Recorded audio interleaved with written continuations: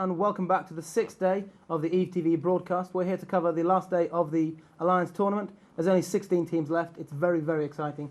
The second round coming up right now. The first match, we'll just read you up the matchups. But we've got the 5 versus V. Then the MC are going to be fighting Ifni's Little Underdogs, Third Front Alliance. Then we've got the Red Skull, who have performed really well against ASCN. Then Stain Empire against Chaos Empire. That's the first half of the draw. Second half is Bob against Dusk and Dawn. That's going to be a really, really good fight. Lotka Volterra against Stain Alliance. Then Smash, who've really turtled up but worked it well, against Morsus Mihi, who I believe Stavros is beginning to tend to roleplay just because of them. And then the ISC against Xuro Mortis. We really have been left with the cream of the crop. It's really good.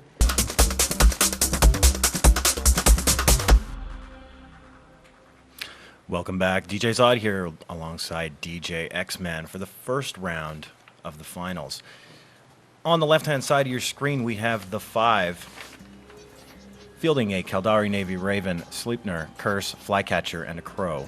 And on the right-hand side of your screen, we've got Veritas Immortalis with a Caldari Navy Raven, a Vulture, which is affectionately called Hi Mum, I'm on TV.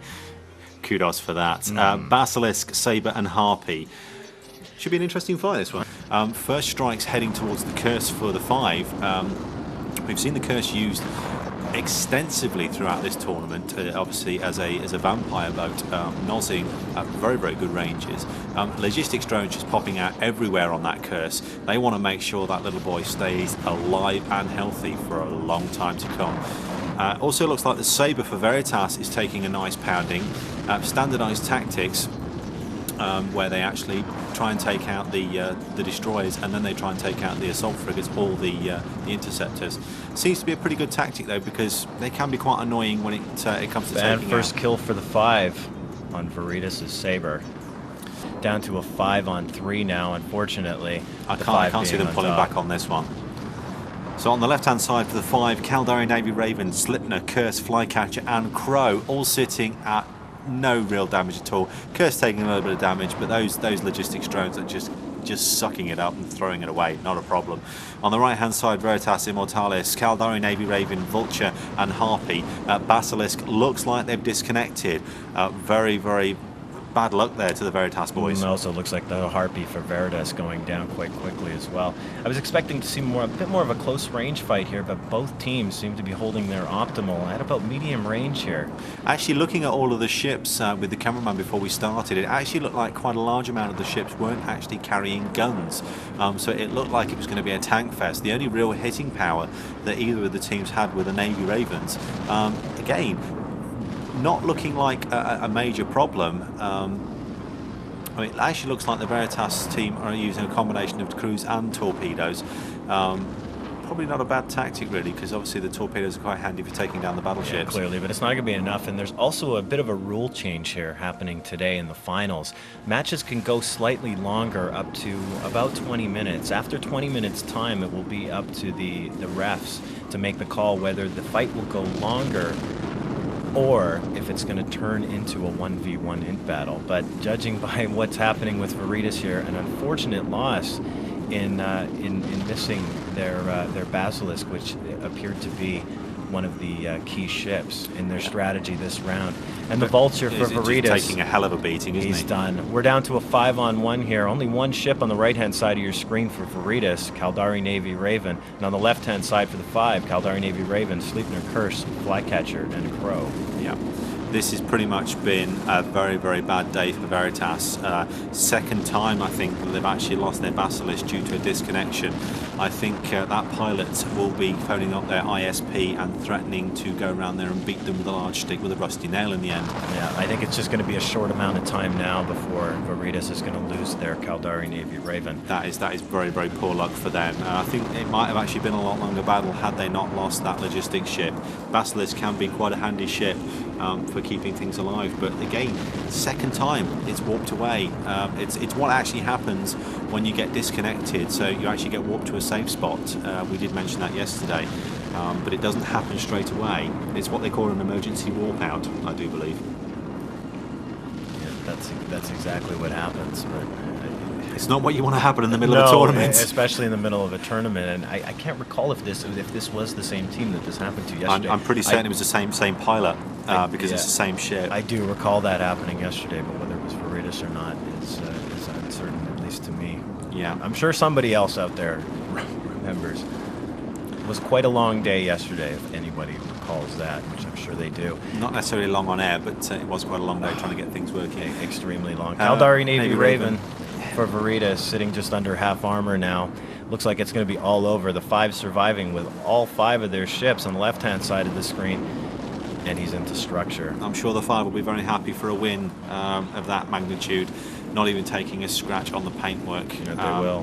Veritas, very, very bad luck, and our hearts go out to you. That just sucks. And they'll move on to the quarterfinals. And in our next match coming up in probably about 10 minutes or so, we have Mercenary Coalition and Third Front Alliance. So whoever ends up winning that one is going to be taking on the 5. That'll be a good match. That would definitely be a good match. There we go. All dead on the Veritas Immortalis. Well, I say all dead. Basilisk obviously will survive because it got disconnected. That's not something you can actually, blame them for. It's not like a warp out. Yeah, it was. I think it was pretty clear that Veritas was focusing their entire strategy once again around that Basilisk, and in this case, versus a team that the 5 has fielded here, and what we've seen throughout this tournament so far, losing the key element is definitely a solid blow. I'm sure that they're all sick as parrots now.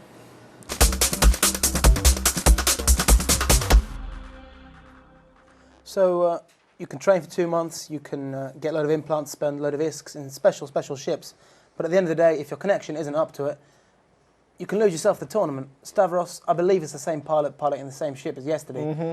He's turned up in that Basilisk twice, and he's disconnected at, exactly the wrong time, really.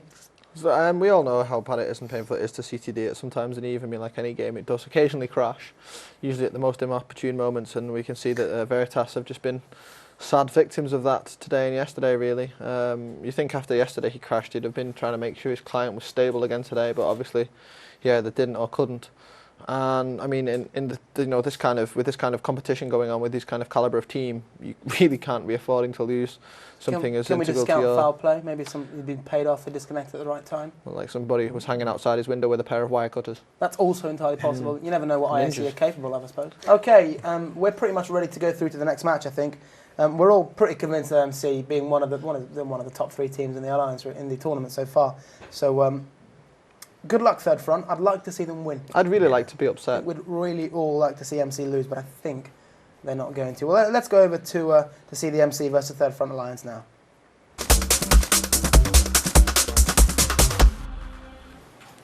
Okay, welcome back. This is the second battle on the final day of this tournament. We're hoping to see good things. Left-hand side of your tactical overlay, Mercenary Coalition doing good things in this tournament so far. Navy Raven, Slipner, Cerberus, Flycatcher and Ishka, all heavy-hitting ships. And on the right-hand side of your screen, we have Third Front Alliance, fielding a Megathron, Damnation, Deimos, Eris, and an Enyo. Some of the fiercest matches so far in this tournament have been fought by Mercenary Coalition. The raw firepower that they've exhibited throughout their 4 matches they have played have been nothing short of breathtaking. Their opponents today, Third Front Alliance, have only had one exceptionally bad match in their bracket versus them, which was versus LV. There's no doubt that today's fight will prove if 3FA can persevere and alter their strategy to deal with the likes of Mercenary Coalition. And we're counting down now. Match has officially begun. Let's see what happens here. Looks like Third Front Alliance desperately want to jump in and get their feet wet. Deimos instantaneously taking hits. They're also target painting they're target painting the Deimos as well. They want that to go down. Also, the Eris is being fired at for Third Front Alliance. Wow, look at Whoa, that. Flycatcher down for MC. The first one. That was a huge hit from Third Front Alliance, really showing that they've got firepower, but not looking so good. Returning back, that Deimos not looking too pretty. Same with the Flycatcher for 3FA on the right-hand side of your screen. Can they hold it in there? Looks like the Megathron for 3FA is actually stuck. No, I think he's found his steering wheel. He's turning it round now, because really he's set up to have close range damage on that by the looks of it. It certainly didn't look like it got rails on it. It looked like it had got blasters. Deimos taking reasonable damage but shrugging it off. That Eris is holding out incredibly well. if we can get a decent look at that at some point, just to double check what's actually happening with that Eris. Looks like MC not taking huge amounts of damage. Yeah, we've got armor maintenance bots all over that Eris. That's not going to be going anywhere anytime soon. This could actually be a fairly close fought battle. It's really going to be a matter of whose tactics win out on this one. MC is really dealing a lot of their damage to that Deimos. I'm not certain that he's now into structure. Ooh, he's still just holding it back, but I think that's going to be a big kill. Yeah, if that goes down, that's going to hurt Third Front Alliance a lot. Oh, and he's back up again. Again, management of armor transfer coming directly from the Megathron now to the Demos to basically keep him, and he's whooped his armor straight back. But the Demos has got huge amounts of hull damage, no shields. So if they can get a good few shots into it, it might be enough to take it down, and that would, as we've said before, would really hurt Third Front Alliance. Raven for the MC just absolutely pounding on that Demos, and they're taking chunks out of its hull every volley. He's gone. Second hit in this match so far. Once again, a raw display of power by MC, just taking out these ships. I mean, logistics drones really can't hold up to this amount of firepower that they're dealing out to 3FA. Yeah, it does look like they've got a large amount of racks of cruise missiles coming out of there, with maybe one, possibly two, or three. Yeah, I'm just counting them as the explosions go, because you can only tell when they hit because of the splashback you get.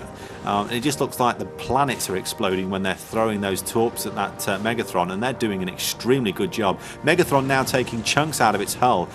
Ooh, 3FA are being shown the door. Yeah, after this Megathron goes down, that's going to really throw their strategy. It's going to be down to the Damnation, and pretty much how long is he going to be able to tank all this for? Well, it looks like Mercenary Coalition could be one of the few teams that can take down a command ship very easily. I mean, they've got a samurai sword, and they're just slashing away at them, and oh, the cuts are coming thick and fast. This all comes back to focusing your firepower, and what we saw with how that Deimos was taken out. Yeah, really comes back to it, and then shifting the focus on the Megathron. Really a clear strategy coming into this, with really knowing what they were going to do. Megathron's gone. He is out of there.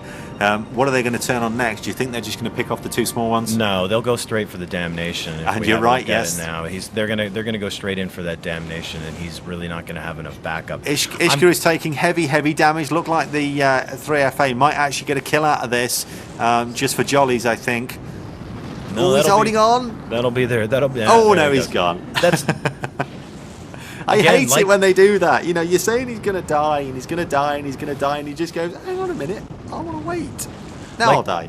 Like what we saw with the Red Skull, there's really no focus to be placed on the interdictor or the frigate in any kind of strategy in a lot of the matches so far. Yeah. I think the strategy basically is get rid of the hard hitters, take out their damage potential, and you technically chop their legs off. They can't go anywhere.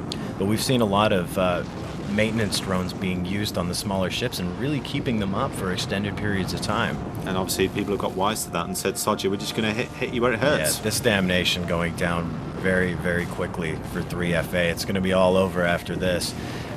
Once again, Mercenary Coalition demonstrating immense firepower and extremely focused. I must admit, that Damnation looks like it's made out of cheesecake. It's just absolutely... Oh, it's being eaten alive. Absolutely eaten alive. So it looks like in the next round for this bracket, we're going to see the 5 versus MC, judging by how this match has gone so far. I must admit, impressive display of firepower from Mercenary Coalition. But we've come to expect that from them. We really have. And I'm actually looking forward to see how they progress through the rest of today. Because don't forget, if you lose... That's it. You are out of the tournament. You're out of the competition. No second chances on this Sunday. It is sudden death Sunday. 16 players, 16 teams. And that's it for the Damnation for 3FA. We're down to a 3-on-2 here in a clear favor of Mercenary Coalition. Mercenary Coalition on the left-hand side of your screen, still fielding a Raven, or Caldari Navy Raven, Sleipnir, and a Cerberus. and only holding on to an Eris and an Enyo at the moment for 3FA. Again, showing how those missiles from the Caldari type ships really do deal the damage, especially if you make sure that you've got the right kind of loadout. We've seen too many teams fielding full torpedo Ravens, and they just will not cut it. They'll take out the battleship, no problem. Anything smaller than that, you're going to have problems unless you've got large amounts of target painters. You'll notice that Mercenary Coalition is dealing a mix of torpedoes and crews. Not like we saw in a few matches yesterday where it was just a close range torp fight. Yeah, basically with the Caldari Navy Raven, you've got potential for 3 torps and still have 4 cruise missiles, because obviously you've got 7 missile slots on that puppy, and that's a good ship to have in this kind of fight because they can dish huge amounts of pain, and Mercenary Coalition have proved the point. Well, I have to say that I'm really looking forward to seeing the next round in this, the 5 versus MC. 2 teams that have demonstrated that they can deal a lot of power while still hanging on to their ships and showing absolutely no signs of fatigue. That's going to be one hell of an interesting fight. Yeah, that Slipner is doing nice jobs of target painting that Enyo, and he's gone. Nice little pop there to finish the match. And that's it. That's a clear win once again for Mercenary Coalition. A big congratulations goes to the MC, with the second team to now qualify for the quarterfinals. 3FA are your boys there. Did they do anything wrong, Ifni? I don't know. I think they were just outclassed, really. You know, they were shooting at the Ishka, the Mercenary Coalition's frigate, for the longest time, and it was just, you know, the shield repair drones that were on it were tanking it for so long. I was a little surprised to see the Damnation go down quite so fast. Normally they tank a lot better than that. We've seen, you know, okay, they're shield tank ones, but the Vultures and stuff in earlier fights going down, you know, in 10 minutes. Yeah. So to see it go down quite so easily was a bit of a surprise. Beyond that, I was a little surprised at just how easily the MC took them apart. I was expecting more from Third Front, so I'm a little disappointed. But yeah. We're seeing a lot, Al-Haqiq, we're seeing a lot of Webbers, painters and torpedoes used. So Caldari Navy Ravens featured heavily. Yeah. Is it just the case that they're just so good in this situation? Because obviously we keep saying that this isn't real PvP. But are they just a bit overpowered when it comes to the situation? The Webb, painter, torpedo combo? No, it's like we have a saying, Mimmatar pilots know about the painter. Yeah. It's usually people that just check their stats and like, sick, increase, that sucks because I can't jam him for like a 3-minute circle. I think we've been seeing like the Hyen used a lot. Yeah. That was supposed to be the worst DPS ship of all the recon ships, and everyone's whining about how bad it was in getting a painter bonus. All of a sudden, that's the main pawn mobile. And we're talking about PvP is like a group effort thing. You've got 5 to 10, 20 fleets even, and you've got a module that can actually do the range of 120 kilometers and increase the sick radius of a ship for like 30-40%. And then you've got 5 of those on each ship. You saw the Cerberus using it, you saw the Sleipnir using it, probably the Raven, I would guess so. Yeah. So like instantly the Deimos became the size of the like Darth Vader's Dark Star, Death Star. So they just got pounded. Let's cut across in-game now and have a look what's happening, shall we?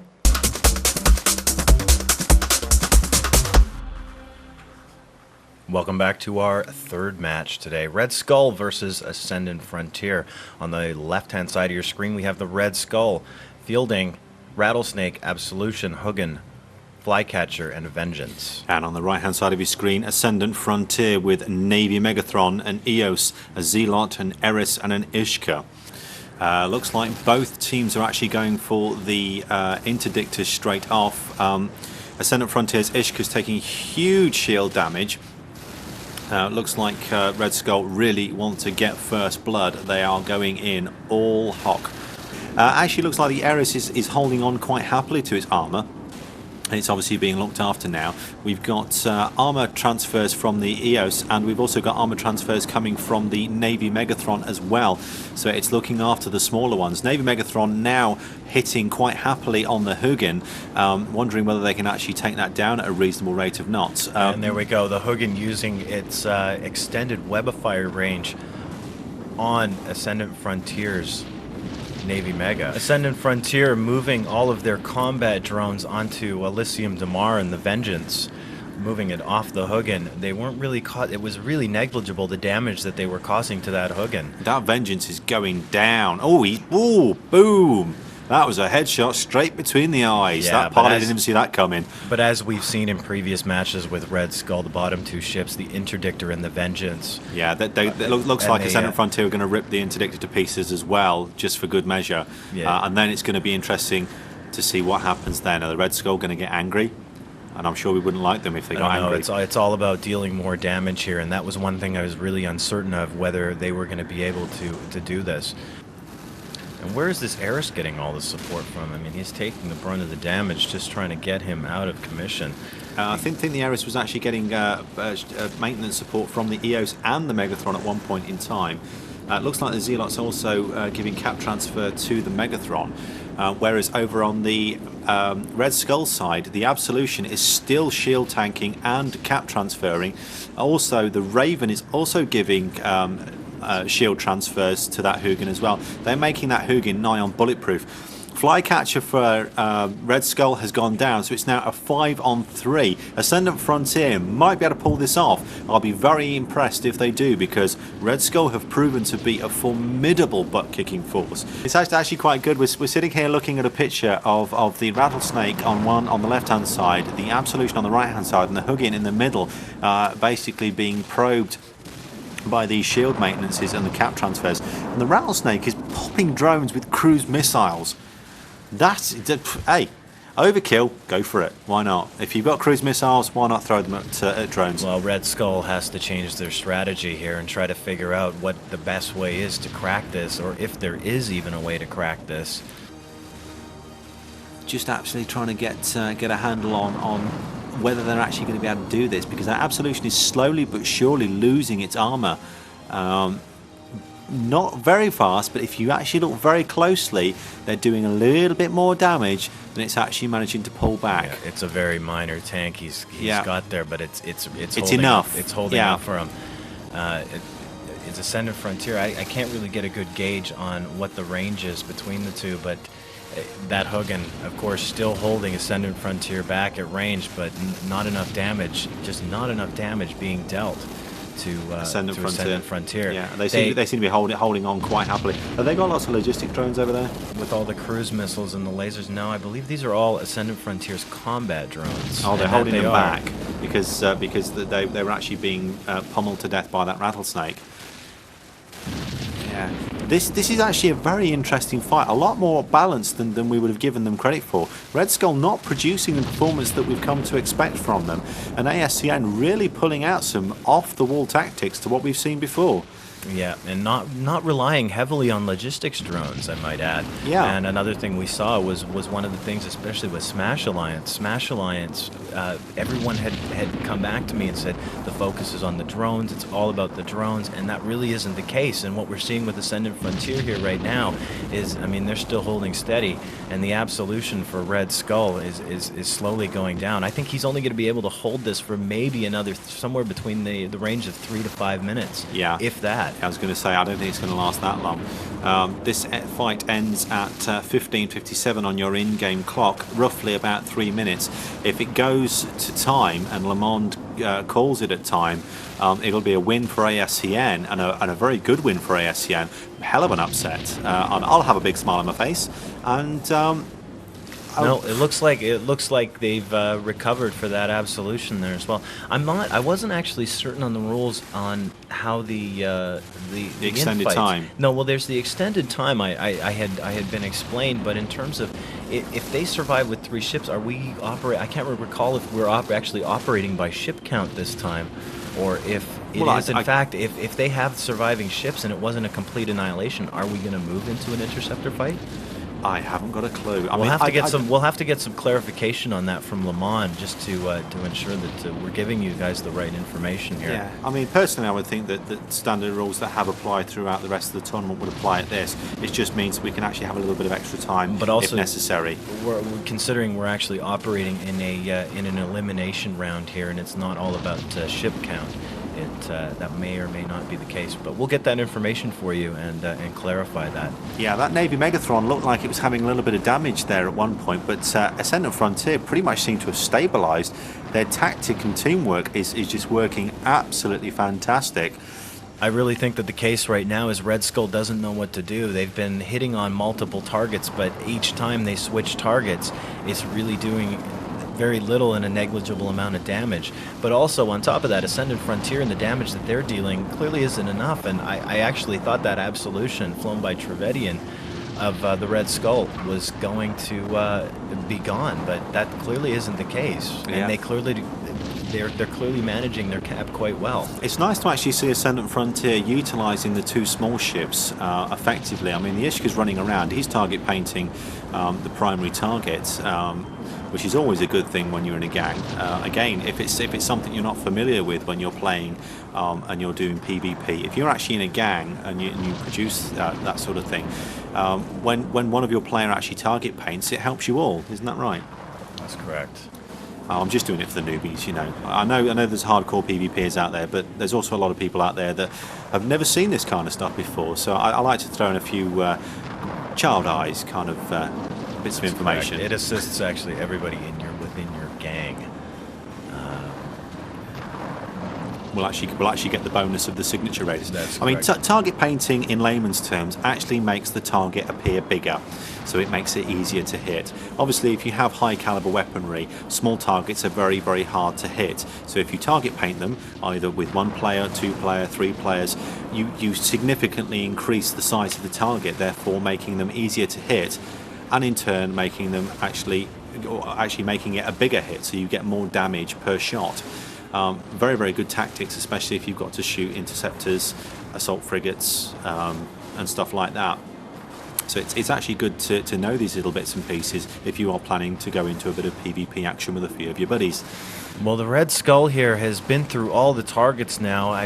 The first target appeared to be on the Eris, which they didn't succeed at. They then switched over to the Navy Mega. I think there was a little bit of damage being dealt to the Zealot. But it looks like time has been called. We have a winner, ladies and gentlemen. And Ascendant Frontier, and that is the case. It is by number of ships. Red Skull finishing the match with only 3 ships, a Rattlesnake, Absolution, and a Hugin.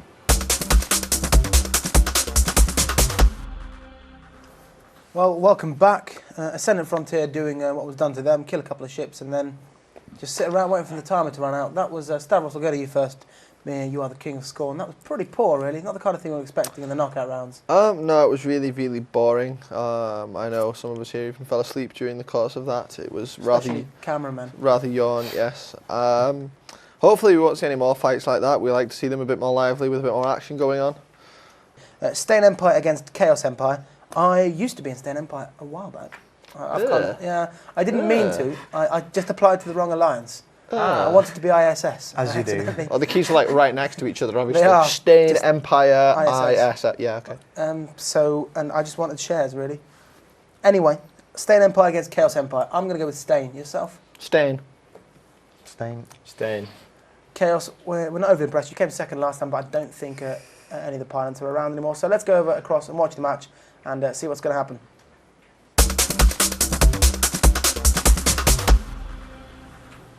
Okay, and welcome back. I'm DJ X-Man here with DJ Zard. Stain Empire versus Chaos Empire. It's the Battle of the Empires. No, I won't do a Star Wars joke. On the right-hand side of your screen, Chaos Empire fielding a Typhoon, an Eos, a Moonin, a Catalyst, and a Hawk. And on the left-hand side of your screen for Stain Empire, we have a Kaldari Navy Raven, Sleipnir, Ishtar, Saber, and a Harpy. Looks like first kill is going to be Chaos's Catalyst, obviously a Tech 1 destroyer, pretty much a throwaway item. One of those little things you put on your key rings. Stain Empire sending a series of warrior drones over to Chaos. probably on that Moonin, it looks like. Yeah, looks like the Catalyst is going to go pop, and then the Moonin is going to follow it shortly afterwards. They're doing huge amounts of damage output. Stain Empire really going for the jugular. They want to reach in and rip their spine out through their backside on this one. They're not going to mess about. And Stain Empire getting the first kill on the Catalyst, yeah. The Catalyst. Not a huge kill, though. I mean, the Catalyst, there's not really anything there. No, but that Moonin had a huge chunk of its armor taken out. I think I was pretty much right. They want to do internal surgery on these guys. He has quite a few armor rev drones here. Let's get a look at the size. It looks like a series of light armor maintenance drones. He's gone. Wow, I don't care what they got on him. He couldn't withstand it. That did not do a damn thing for them. Damn.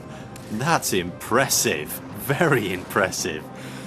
Stain Empire, Caldari Navy Raven, Slipknot, Ishtar, Saber and Harpy on the left-hand side, ripping 7 bells of whatever out of Chaos Empire on the right-hand side. Typhoon, Eos and Hawk only left. Looks like they're turning on that Typhoon. And this Hawk for Chaos is actually nosing one of the drones of Stain Empire. Do you think he's a little bit confused? Oh, or is he just having fun now because they've just ripped 2 of their ships to pieces? I don't know what I don't know what Chaos was doing here. I guess they were just kind of going to play this out, not really fielding much in terms of the big dollar ships. What was the we've seen them field 2 Typhoons, and I can't remember the other match that they played and what they fielded. I know it was definitely not a Typhoon, or was that one of the matches that they threw? I'm not too sure. I don't think so. I don't think Chaos actually fielded anything of any real warrant. I mean, compared to what we saw of them at Christmas, this is a very, very poor showing. Very poor showing indeed. I'd be very interested to find out who the fleet commander is for Chaos, because I think he's encapsulating his tactics to his team, so none of them know what's actually happening. I don't know. I don't think really Chaos was banking on winning, and the favorite in this being Stain Empire, given what we've seen of them in the few rounds that we've watched them play. It's just been all about the firepower. If you want to use a word to describe what Stain Empire are doing to Chaos, one word only, it is carnage. Well, we have another word that we're not allowed to use. Well, yeah, I could think of a lot of words, but ones we can actually say that aren't going to upset the children out there is carnage. It's just raw, red-blooded carnage. They're going to work on that Typhoon. We'll leave that to our good friend in the studio, Stavros. Yeah, I'm sure Stavros will come up with something entertaining to say, but please don't. So judging by the way this is looking right now, we have 5 ships on the left-hand side for Stain Empire, Caldari Navy Raven, Sleipnir, Ishtar, Saber, and Harpy, and on the right side a Typhoon for Chaos that's just about dead. And Eos. Whoa, he did. And a Hawk. I've got such a huge smile on my face watching this match. This is beautiful. Absolutely beautiful. Now, systematically dismantling Chaos like they are made out of Lego. Now, since the beginning, we've known you've been a fan of Ascendant Frontier. Seeing them face Stain Empire, do you think these guys are going to be able to deal the damage that Red Skull couldn't? I actually would like to see Ascendant Frontier go up against Stain Empire purely and simply because we hate each other. Well, you know what? You're going to see it. It looks like you're going to see this happen. Come on, boys, let's have some fun. This is what we want. We want some real grudge match. Don't we want some grudge match? No, we do. Seeing this Chaos Eos going down very quickly. It's only a matter of time now, and it looks like Stain Empire going to be hanging on to all 5 of their ships for a nice shutout. Do you know, I'm a great believer in sod the tactics, let's all go for the grudge. You know, pure hatred in a match is really, really good, as long as it doesn't spill out into real life. Of course, children, it's only a game, remember that. Well, we're going to have a bit of a rivalry here in the next round, it seems. Chaos Empire going down faster than any team I've seen in the whole tournament. This is just a wonderful display of just pure power. That Hawk is now being lit up like a Christmas tree. Target paint is coming out from everywhere. This is unbelievable. I mean, he's gone. That's it. End of story. Wow. Over and out. Sudden death. Chaos are dead.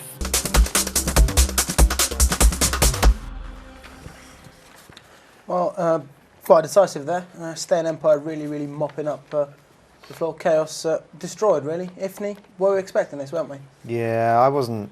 I mean, they fielded that Tech 1 Typhoon. Well, it's probably Tech 2 equipped, but it's a Tech 1 Typhoon through all of these fights. It's done quite well so far, you know. a little few. It got into some trouble in some of the earlier fights, if I remember correctly. But in this one, it was just outclassed, outmatched. You know, simply just couldn't tank the damage and blew up. Okay. We were talking here, in fact, Stavros was being mean about the Typhoons. We were saying, Typhoon really, of all the ships that are available to you, I mean, you've got eight separate battleships. Why would you ever field a Typhoon? It's one of the most sort of split firepower things. If there's any particular job you want to do, there's the ships that can do better. The Dominants can do better drones. There's better missile ships out there. There's better gun ships out there. You defended it, Hakis. Do you want to tell us exactly why? Well, there are two kinds of people in this world. There's people like Stavros, and that's the great people. Stavros and the Kaldari people are all together. They can just be in a corner together. But you've got so much potential. You've got like artillery, you've got cruise missiles, you've got drones. If you really work on your tactic and seeing the painter, so you're talking about 3 weapon systems. You have a painter, which is blowing up the SIG of the enemy. So, and like against jamming and stuff like that, you already have an automatic defense mechanism with FOF missiles, drones, and things like that. Bob against Dusk and Dawn. I can't go against Bob. I'd love to see Dusk and Dawn win, simply because Bob are huge, and they wouldn't buy me a carrier earlier on this morning. But I think I'm going to have to stick with Bob and say that Bob are going to win it. Stavros? Bob. Yep, I'm going to be a typical Bobbit and go Bob. I'm actually going, I think hatred is a really, really potential element in the world, so I'm not going to say anything, but I hope Bob wins. But as I say, hatred could bring you a lot of... I think hatred is quite strong, but I think Bob is stronger. Yeah, they were quite angry, like a couple of months ago. Yes, the hatred is strong. Right, before we turn into Nobody's complete getting the geeks lightsabers out there. and sort of Morses me, he start LARP style, let's cut across in-game and see what happens, see if Bob can pull it off.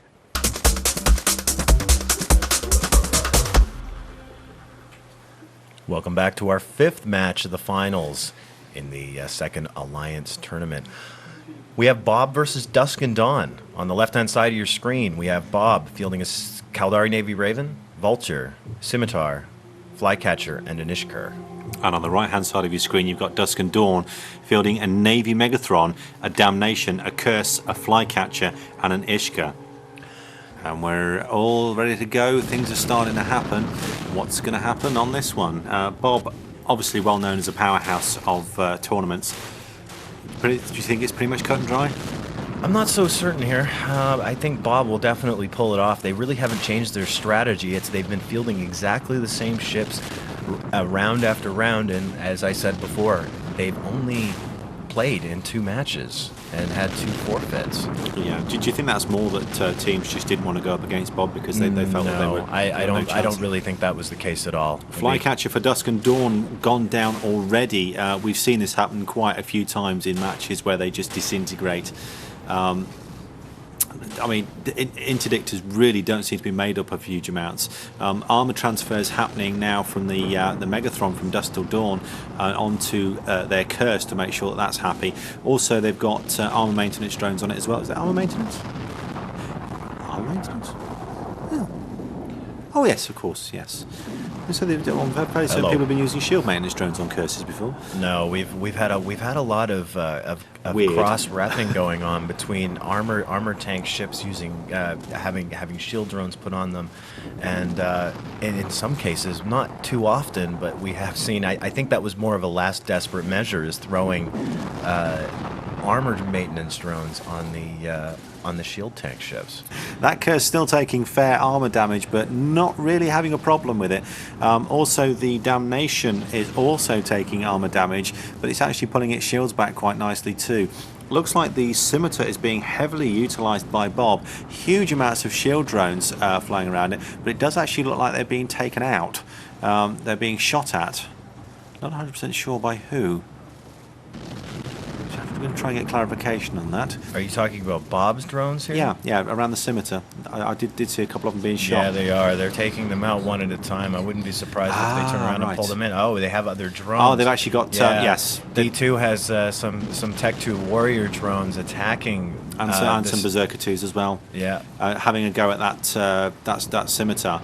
Because obviously if they can take out the logistics, it'll hurt Bob, because obviously that's pretty much a linchpin in their But Bob has pulled those drones back in for now, so clearly they're going to be relying on their own individual abilities, as well as help from their teammates outside of the drones themselves. But still showing very little signs of fatigue, even though the drones have been pulled back in. And even Dusk and Dawn still holding, only losing one ship, and that being a flycatcher. Which is nothing really.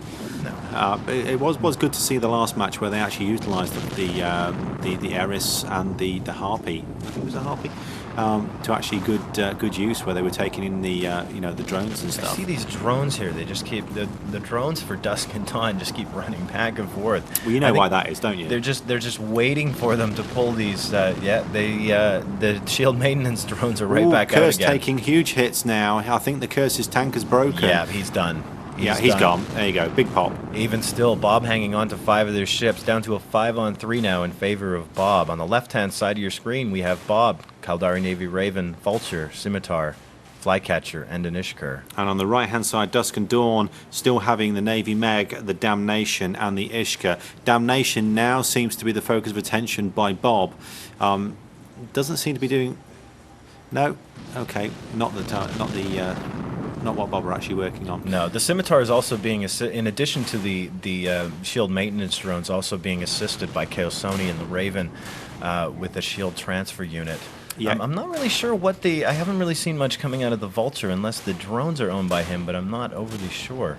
Yeah, the Ishka for Dusk and Dawn looks like it's basically being bopped by everybody in the Bob camp. Not taking huge amounts of damage. I'm actually trying to work out whether he's actually. I think he's being target painted. Yes. Yeah, there's a target painter. Yeah, that's hurting him now well. because he's being target painted. He's taking chunks out of his armor now, and it's pretty much going to be a 2-on-5. Maybe not quite as an exciting match as the last one, but tactically, it's what you need to do. No, I think this is what we expected from Bob. In the 2 matches that they fought, I think it was the first one was a rather quick match that they fought, and in the second one, after we experienced a couple of forfeits, we saw Bob fight, and the match was just about the same as this. I think people were anticipating a little bit more power being dealt, but still, I mean, over time, it's been working really well for them. Yeah, Damnation for Dusk and Dawn doing armor transfer to keep that Ishka. I keep wanting to say Harpy. Keep that Ishka alive. It's pretty much a good team effort here to try and hold out as long as possible. But I really don't see what they're going to be able to do to Bob, because up until now they haven't even been able to hit them hard enough to take any of their ships into any semblance of damage. It's actually quite funny to watch here if you're watching Dusk and Dawn's drones faking out the shield maintenance drones they keep getting popped out by Bob and placed on the Scimitar. The drones keep flying halfway and then getting called back. So it's an interesting little trick, but clearly not doing enough here. I think the drones that are on that Scimitar are just the little bit of insurance that Bob needs to hang on to this and remove the rest of Dusk and Dawn. Yeah, it actually looks like the Damnation is now switched its armor rep. Yeah, it's actually giving armor rep to the Megathron and the Ishka at the same time. Obviously, the Megathron is now taking a bit of a pounding from Bob. I think they just want to try and take out the big boy to try and finish this match as quickly as possible.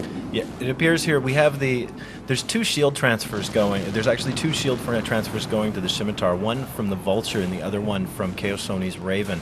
And then there appears that the Scimitar is also feeding another shield, remote shield rep onto the Flycatcher piloted by Gunstar Zero. But I haven't seen, where has this Ishkur been at? Has he been flying in close? He has. Then there he is there too. I don't think much of the focus is being placed on him at all. No, that's actually quite interesting that TWD and the Ishka is actually still there, because we all know looks TWD like loves to be in a pod. And it looks like he's target painting. Yeah. I mean, it's got to be one of the first tournaments that TWD's actually been piloting in, and he hasn't been in a pod for 95% of it. So, you know, take my hat off to TWD. Good go, mate. You know, it's nice to see you keep your ships. On the right-hand side, don't forget Dusk and Dawn for your tactical information. Navy Megathron, probably about 30% of its armour going, and it seems to be going down in rather large chunks that it can't pull back. You've also got the Damnation, which is doing armour transfers to both the Ishka and the Megathron, but it looks like it seems to have turned off the one to the Ishka because it needs to transfer all of its power to the Navy Megathron. And obviously they've still got the little Ishka flying around doing whatever he's doing, because we can't actually see him because he's. I think he's just basically flying around trying to do a bit of target painting. And on the left-hand side of your screen, we have Bob remaining with all 5 of their ships: Caldari, Navy Raven, Vulture, Scimitar, Flycatcher, and Ishkar, still holding quite steady and showing 0 signs of fatigue. We've also been given word from Oman that this fight will end at 16:53, which is in about 10 minutes' time. But judging by what I'm seeing on the screen here from Dusk and Dawn, I don't think they're going to last any more than about 5-6 minutes. That Megathron's going to be gone in less than a minute and 20, I'm sure. His armour is virtually buckled. He's going to be going into Hull within seconds, unless Dusk to Dawn can actually do something. No, they can't. It's going into Hull now. Once they lose that Megathron, they're going to turn on that damnation. Is that Ishkar? That Ishkar appears to be target painting as well. Yeah, the Ishkar's target painting something over in the Bob camp, but the obviously, Ishkar and obviously the doesn't seem to be doing Scimitar, an the awful lot of good. Scimitar being target painted by someone else. I didn't quite catch that.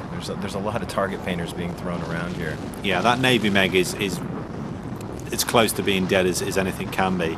The Damnation is still transferring armour to it, but it's just doing no good at all. Bob are just unloading on it. Say bye-bye to that Navy Mega. That's going to make some people cry, especially those guys that have been saving up their pennies.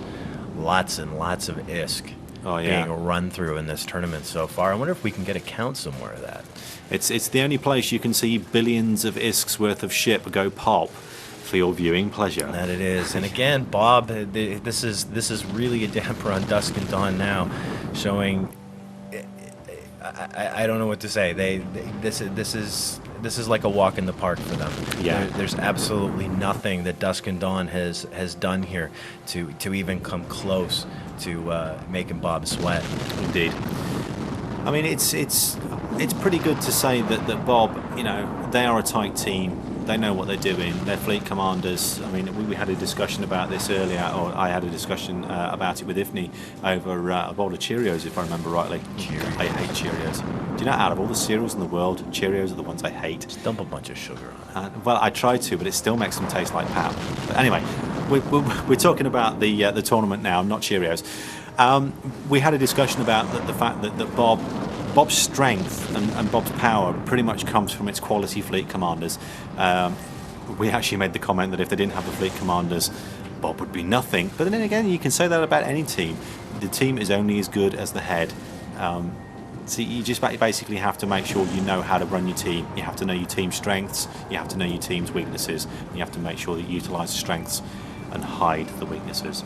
Yeah, I think Bob coming into these matches is really not after dealing the damage and going after the DPS, but really, just over time beating them down and watching these guys burn their cap out. It'd be interesting to see Bob go up against the likes of Ascendant Frontier, even, and seeing how they would handle this, and if in fact they would change their strategy or stick with this same configuration that they've been using throughout the tournament. Yeah, as I say, it's quite interesting while we've got a few seconds to actually mention some of the rest of the crew that are actually here. Bearing in mind that most of the crew that are actually here producing Eve TV are actually from Eve Radio, and believe it or not, actually most of us are DJs. Believe it or not, DJs that talk lots? No. Yeah, like Spiral and exactly. DJ X-Men and myself. And obviously don't forget DJ Zaliana, who's our wonderful and very, very beautiful director. There, she's got a big smile on her face now. So, I mean, at the end of the day, if you want to find out what we do on Eve Radio, just go to the schedule at www.everadio.com and you can Eve-radio. So, do you know, I always forget the dash. Yes, www.eve-radio.com. Oh, and we can't forget. Yes, we can't forget about the guy sitting in the other room controlling all the screens. That would be Urban. He's not a DJ. Urban's not a DJ. Urban's about as much of a DJ as I am a builder. We were too busy talking about to Eve Radio to notice that Dusk and Dawn's Damnation has now disappeared from the screen, and it was only a matter of time, wasn't it? It really was. Sorry about that, Dusk and Dawn, but I think that Bob in this case, walked away, is going to, and has for the last 5 minutes, walking away with a clear-cut win. But congratulations for you to making it into the finals, and Yes. congratulations to Bob, who will be going on to the next round. And the match after this will be Lotka Volterra versus Stain Alliance. Well, there's a lot of geeks in IRC and all over the internet that will be shouting flawless victory right now. Bob, again, maybe not as impressive as people would like to have seen, but they did the job. They got in there. They destroyed the enemy quite systematically. It may have taken them some time, but that's the kind of behaviour that really will win you the tournament, Stavros. I don't like how you say that it's not impressive or whatever. I mean, it's not going out there and destroying the enemy in 5 seconds, but when you've got all the teams of this calibre, it's simply not possible to take an enemy team apart in such a short space of time. So were you impressed? I was impressed with it. They took very little damage. They clearly had the game under control at all times. They stuck to their game plan. They knew what they were doing. They took tiny amounts of shield damage every now and again, especially on the logistics cruiser. Apart from that, flawless, really, like you said. I think it's fair to say that impressing Stavros is probably much more valuable than winning a carrier. Ifni, were you impressed with your homeboys, as it were? Yeah, I was very impressed by just how easy it was for them. You know, I was expecting D2 to put up a little more resistance. I mean, they held them out for, 15 minutes there, I think. But saying that, it was just literally, as X-Man said, a walk in the park. Okay. Yeah. I've had some information, inside information, from someone who I can't reveal. He says this is, because it's ER, isn't it, at the team? Yeah, Euphoria released. This is their last action as part of D2. They're leaving the alliance after this tournament, so leaving in the next few days. They're going to form up their own alliance in Geminate, and they're going to Care Bear. Great. So that's what we hear. Well, I have no respect for ER. They love walk or stabs on their vagabonds, so Well, they're going don't to blow care. up when they undock then in the case. Yeah. So, right, I'm going to call it, I'm going to go Lotka Volterra. Stavros? Stain. Stain? Eeny, meeny, miny, mo. Lotka Volterra. Lotka Volterra, good call. And Keys. Lotka. They have got a cool battleship, so I like that of the thing. Yeah, So but I would just so love to see them do something different. We'll see. Okay. You know, after all this, they'll fold under the pressure, do something different, and fail miserably. against a team of Mind games. of like blaster thrones. Damn it, we could have used our pal gun. Okay, we're going to cut across to that now and shut the hell up. Over to the in-game.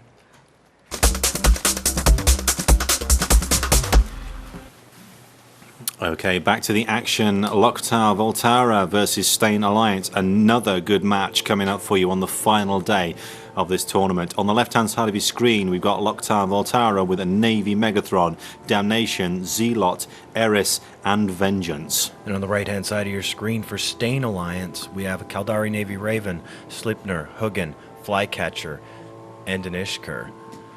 Okay, we are into the match. Have to wait and see who's going to get first blood. Looks like Stain Alliance are going heavily into that Eris for LV. They want first blood. It's being target painted by at least 3 ships by the looks of it. It's got a Bermuda Triangle coming out of it. Yep, they are hitting it hard and fast. Navy Megatron for LV is fighting away as well. Looks like the Flycatcher for Stain Alliance is also taking heavy shield damage, but the Eris is gone. That he is. That was a pretty quick hit by Stain Alliance on LV. And now Stain Alliance focusing all of their firepower on the Zealot, piloted by King Dave of Lotka Volterra. Yeah, looks like LV have actually got quite a nice little shield tank going there for their Flycatcher. Huge amounts of shield drones. It's Again, actually SA, I believe. sorry, I'm very, very sorry on that. Of course, because yes, Stain Alliance are the only ones with a Flycatcher left. So we've got the Slipner and the Flycatcher doing shield maintenance. Also looks like they're actually going for the Zealot now for LV. LV don't actually look like they're going to be faring too well on this. Stain Alliance seem to be overpowering them. Well, I think it's a little too early to say with the amount of drones that are sitting on here. I'm not really seeing much. Oh, he's actually being target painted as well. I think that's what's really causing a lot of the damage here. Yeah, he's got on maintenance drones on that Zealot for LV, but it doesn't seem to be able to be. Well, it doesn't seem to help him that much. No, but I mean, it's taking chunks. It's actually tanking chunks of his armor for him, but I think they're just dealing that little bit extra. They're going to push him over the edge. Also, the Stain Alliance's Ishka is being targeted now. Trying to get an idea on what's happening with that. Is he being target painted, or is he just basically being bopped from range? Yes, he's being target painted as well. Also, the Vengeance for LV is being targeted too. Looks like they're actually trying to split the fire on this. So LV already is shipped down. Left-hand side of your screen for LV's tactical overlay: Navy Megathron, Damnation, Zealot, and Vengeance. Vengeance almost losing all of its shields. The Zealot holding on as much as is humanly possible, with huge amounts of armor rep drones around it. They appear to be taking. Are they taking them out one by one, or are they flicking them back in the hold? I can't really tell. He's only got 3 of those drones left on him. Just look for the explosions. Yeah, there's not enough explosions going on my screen we like right explosions. Now. Yeah, explosions he's calling. are cool. It's the. Where are those drones going to? He is coming back. Hopefully, you're actually pulling them back into the Navy Mega To actually give them shield maintenance. Surprisingly enough, I mean, I really don't think that that LV had planned for this. And Staying Alliance looking really good right now. Yeah, nice and LV tight. really showing a lot of signs of fatigue here, especially on that Zealot. Yeah, I mean, we got a nice view here of the Raven.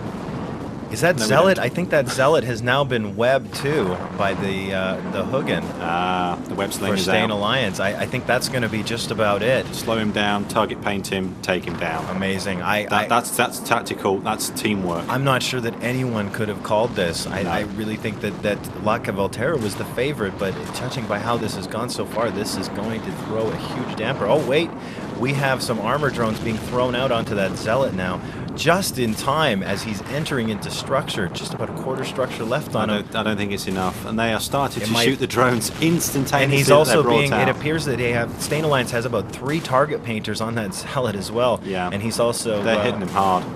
Yeah, he's being heavily supported by the Damnation as well, but I'm not sure that this is going to be enough. Yeah, they are systematically taking those drones out while they're being used, because obviously to be able to have the maintenance drones there, they are in plain view to be shot at, and obviously Staying Alliance are quite happy to take pot shots at them, and they're doing a heck of a job at destroying They them. are, but that Zealot recovering quite nicely. Yeah. LV pulling it off in time, getting the drones on him and getting the support to their player. It does actually look like LV are doing exactly the same thing to the Staying Alliance by taking out their shield drones as well. It almost seems as if both teams are sitting where they want to be and just taking pot shots at each other. It's like, you know, duck, shoot, duck, shoot, duck, shoot. Quack, quack. Sorry. Quack, quack. You're killing me. You're killing me. Oh, come on, I had to. I'll forgive you this time. Yeah, I think you should. So LV on the left-hand side of your tactical overlay, that Zealot is still taking a pounding, but they've just managed to pull it back from the brink. They are, but Staying Alliance is really focusing in on those drones, taking them out one by one. I'm actually quite surprised that La Cavalterra hasn't pulled them back in yet for a quick recharge. I think this just might be it for that Zealot this time around. But LV showing a speedy response time in coming to the rescue, that Zealot. We can actually see the Stain Empire now with their Raven and also the rest of their team with the shield drones. You can actually see the shield drones being taken out. I'm sure that people at on range. I'm sure that people on Stain Empire are yelling at you right about now. Why? Because you called them Stain Empire. Oh, sorry, Stain I know Alliance. this whole Stain Alliance. I know Stain Empire thing, it's difficult. it is- I do it's- apologise. it's Yes, it is Stain very Alliance confusing. is playing at the moment. Stain Empire was a couple of matches ago. You can beat me up later. I do Oh, are we apologise. are we looking to end up with a 4-on-4 here? It could very well be. It looks like Stain Alliance are about to lose their flycatcher unless they do something pretty drastic with it. Lamont has called the match here for end time at 17:20 on our in-game clocks, which is about 14 minutes. Yeah, just from flick right round now. to 17:06 on your in-game. But we could end up in a 4-on-4 here, but I mean, it really could put Stain Alliance slightly ahead if they can remove that Zealot. Yeah, I mean, it really has come down to some very effective use of resources. The teams, again, the fleet commander must be sitting there pulling his hair out, trying to relay the amount of information he has to make sure everybody's doing what they're supposed to do. This Megathron is sitting so close to the Zealot, I can't tell if he's getting any kind of support. I see there's a remote armor rep coming off the Damnation, but the Navy Meg is sitting right on top of this, and I just can't see exactly what he's doing. Yeah, it looks like Flycatcher is almost on its knees now. He's gone. So they'll have to reissue those drones to somewhere else for staying Alliance. LV pulling it back up now on a 4-on-4 on the left-hand side of your screen. Latka Volterra with a Navy Megathron, Damnation, Zealot, Eris, and a Vengeance. Or sorry, the Eris has actually been removed. Yeah, so, and on the right-hand side you've got Staying Alliance with the Navy Raven, Slipner, Hugin, and Ishka. They are pound for pound, ship for ship, equal. But I must admit, LV not faring as well as Staying Alliance. Staying Alliance seem to be a slightly tighter crew, and they're looking after each other a little bit better. I really think that LV made the right move in switching their primary target to one of the smaller ships, and eventually just taking him out and evening up the game. Now that Zealot sitting, he's not really sitting in a good position right now. Being target painted, he was being target painted at one point. It would appeared to be about 3 different beams coming at him. But the Zealot's splitting off now, moving away. I don't know if they're going in for the close range fight here now, or what exactly is going on. Yeah, I saw drones popped out on the LV side. I'm just looking over to the screen on my left to see what they are. And they are webbing drones, as if. And there's actually some light armor maintenance drones there as well. But just I did see one web drone. There is one web drone, and he's off. I wonder if he's doing. He's going for a walk. No, that's a Valk 2. Yeah, quite a useful little drone, but not on their own. You need to move 5s or 10s. 5s or 10s, they're quite nasty. I mean, they'll chew through an assault frigate in no time at all. Yeah, the Zealot coming back, I was really... Vengeance losing chunks of armor. Looks like the Vengeance might actually go down. That'll make it a 3-on-4 in favour of the Stain Alliance. Unless they can actually alter their tactics a little bit and hold that Vengeance together. Looks like they're actually managing it. They're armor repping it up quite nicely.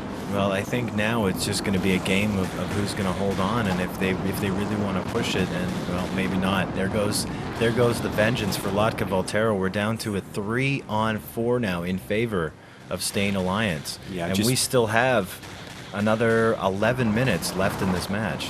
It's going to be difficult to call, but I think Stain Alliance might actually be able to take their Zealot down. I don't think they can continue giving it the armor rep that's required for that much longer, to be truthful. They didn't, and I think that maybe Stain Alliance might move in for the kill now. But still, there's still left. I mean, Latka Volterra is still a force here, left with 3 of their larger ships. Navy Megathron, Damnation, and the Zealot. That's on the left-hand side of your screen. Again, we're actually seeing pretty much a full cruise setup on this Navy Raven for Stain Alliance. Probably a wise move.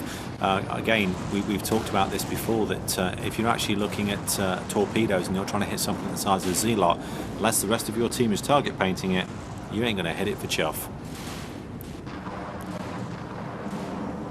Zealot is really taking a horrendous beating, isn't he? He really is, but he's getting an immense amount of support from both the Damnation and the Navy Meg. But I mean, how much longer can they hold it? Yeah, I think given the ranges here, LV really can't do much in terms of trying to dish out the damage. Although that Hugin is sitting at about half armor now, and they've been trying to sit right on the edge of his range so he can't web, but that Zealot keeps getting caught in it. Yeah, I mean, that Hugin is one heck of a ship. You set them up right. I mean, we were talking about this afternoon, that you could get a 60k range on that thing if you set it up with the real named mods. Oh, and here we go. Yeah, it looks like Stain Alliance is moving in for a closer range show than what we've been seeing throughout this match. Yeah, I'm getting some beautiful shots now of that Zealot being pounded by the other 3 ships. Sorry, the other 4 ships from Stain Alliance. You know what's really great to see? This Caldari Navy Raven is using cruise missiles. Yeah, we know. Thank you. It's the only way to set up a Raven. Anybody uses torps on a Raven, you're silly. Wow, I think this is just really silly. Wow, top notch by Stain Alliance. Quality. I really didn't call this from the beginning, and I was expecting LV to come out on top. But sorry, can I just say, I did. I was right. You were wrong. You didn't say it. We'll have to rewind the tape and yeah, definitely. Sure No. I said I disagreed with you. I said Stain Alliance. I'm right. You're wrong. Fair enough. I put too much faith in LV, I guess. Maybe next time, LV. Admittedly, both teams have been very impressive all the way through the tournament. It was a very difficult one, and I really just said these matches have been some of the best so far. Yeah, I was just playing devil's advocate, really. I just happened to be on the right side of the coin, so it's all good. Now, what if Stain meets Ascendant Frontier? But they're playing Stain Empire, aren't they? Yeah, That's going to be fun. I think so. I I'm think gonna we're look going to forward see to some that one. next matches, because if we still have, well, how much time left on this? We got about 8 minutes left in this match, still sitting currently in favor of Stain Alliance. And if they hold this out, they're going to move on to the next round to fight Bob. We still have 2 more matches coming up. In the bottom part here, we have Smash Alliance versus Morses Mihi, and after that we have one of the matches people are anticipating to see if they move on, which I'm judging by who they're up against, I have to say that it's probably going to be the case. It's IAC versus Exuro Mortis. I'm wondering whether we could actually get CCP to do a special Spider-Man avatar for Hugin pilots. Would that be cool? Why? Well, it's the web slinger. Come on. Somehow I don't think that would fly. Well, no, he doesn't. He swings. He doesn't fly. That's Superman. Oh, Sorry. horrible. I'm just trying to keep the cameraman happy Horrible, because horrible. he's getting a bit bored here. Yeah, we're going in circles here, but hey, you know, this Zealot's still holding his tank. It really doesn't look like LV can really do anything against the Stain Alliance. The Stain Alliance are just too tightly knit. They know what they're doing. They've got everything tied up. They've got all the bases covered. LV just haven't quite got the edge. They lost it early on, and they haven't been able to recover it. No, It's such it a shame. appears that LV is trying to focus on the Caldari Navy Raven, piloted by Nick Russo for Stain Alliance.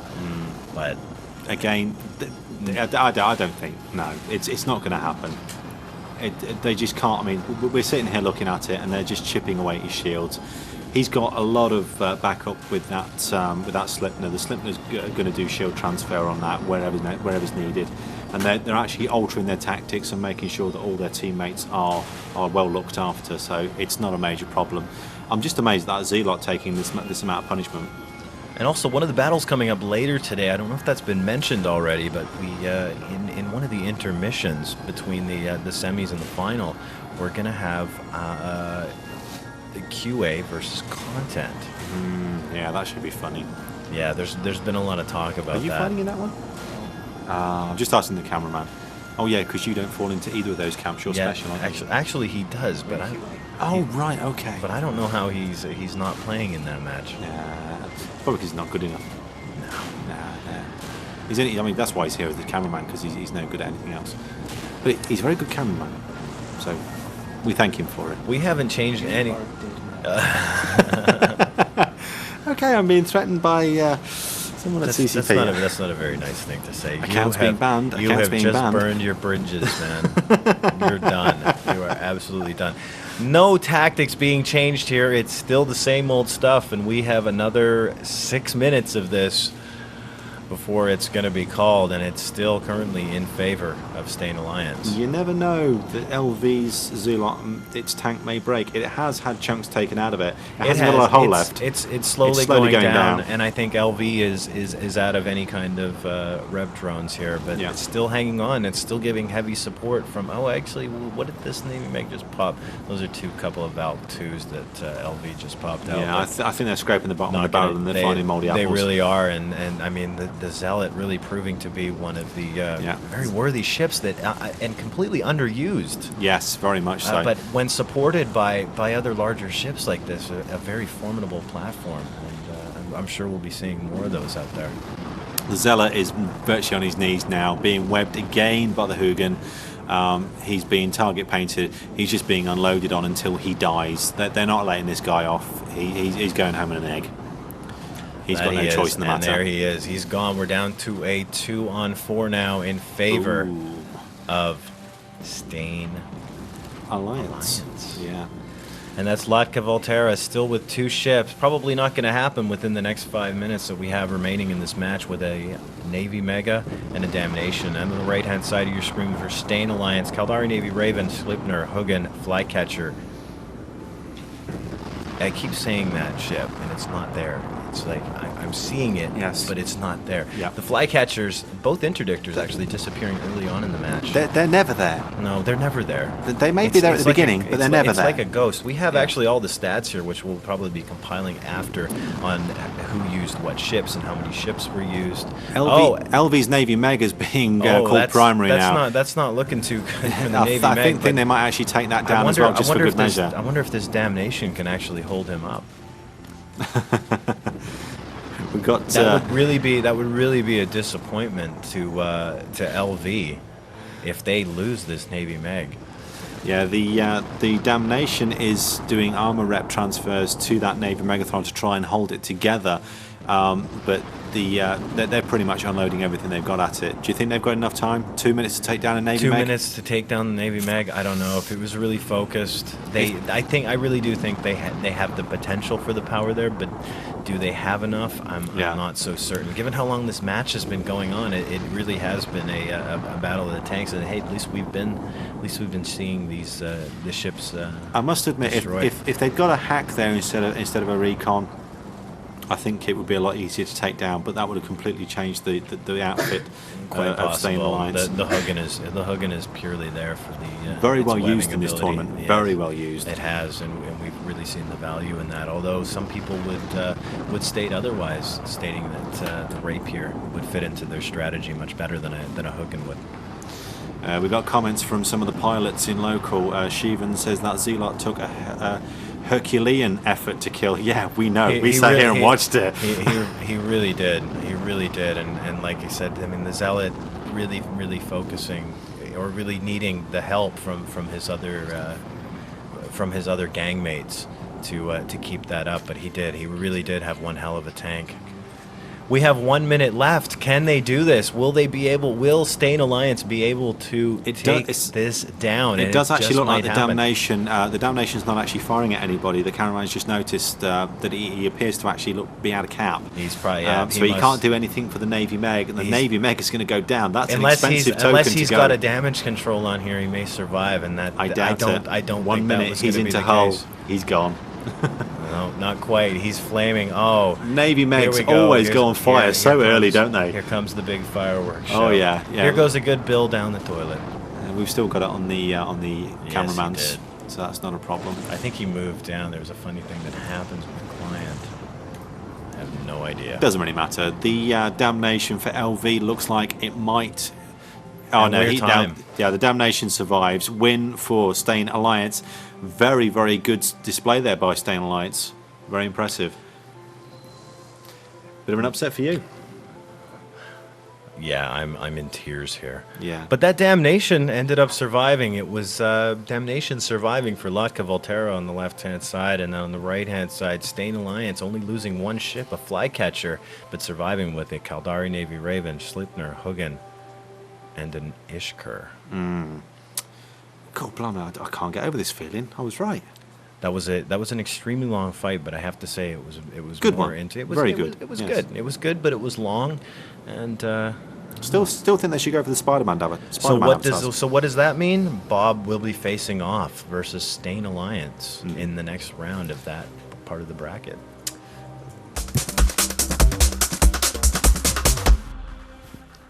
Well, we told Latka Volterra, change your setup or you'll lose. Change your setup or you'll lose. Right, let's go to the next match. It's Smash Alliance against Moses Mihi. Let's see who's going to win this.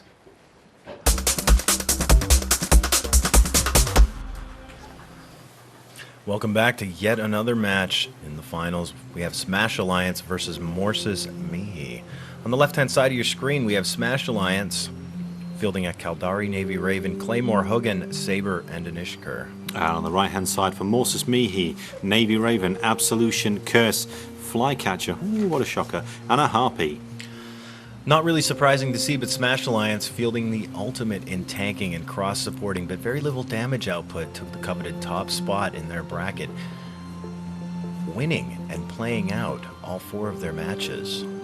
Today they will face the accused RP alliance of Moses Mihi, a little-known alliance that has come into this tournament and proved they are a powerful force, only losing one of their games, that to the Red Skull. it's still to be proved. They were undoubtedly one of the favorites in this game, these games so far.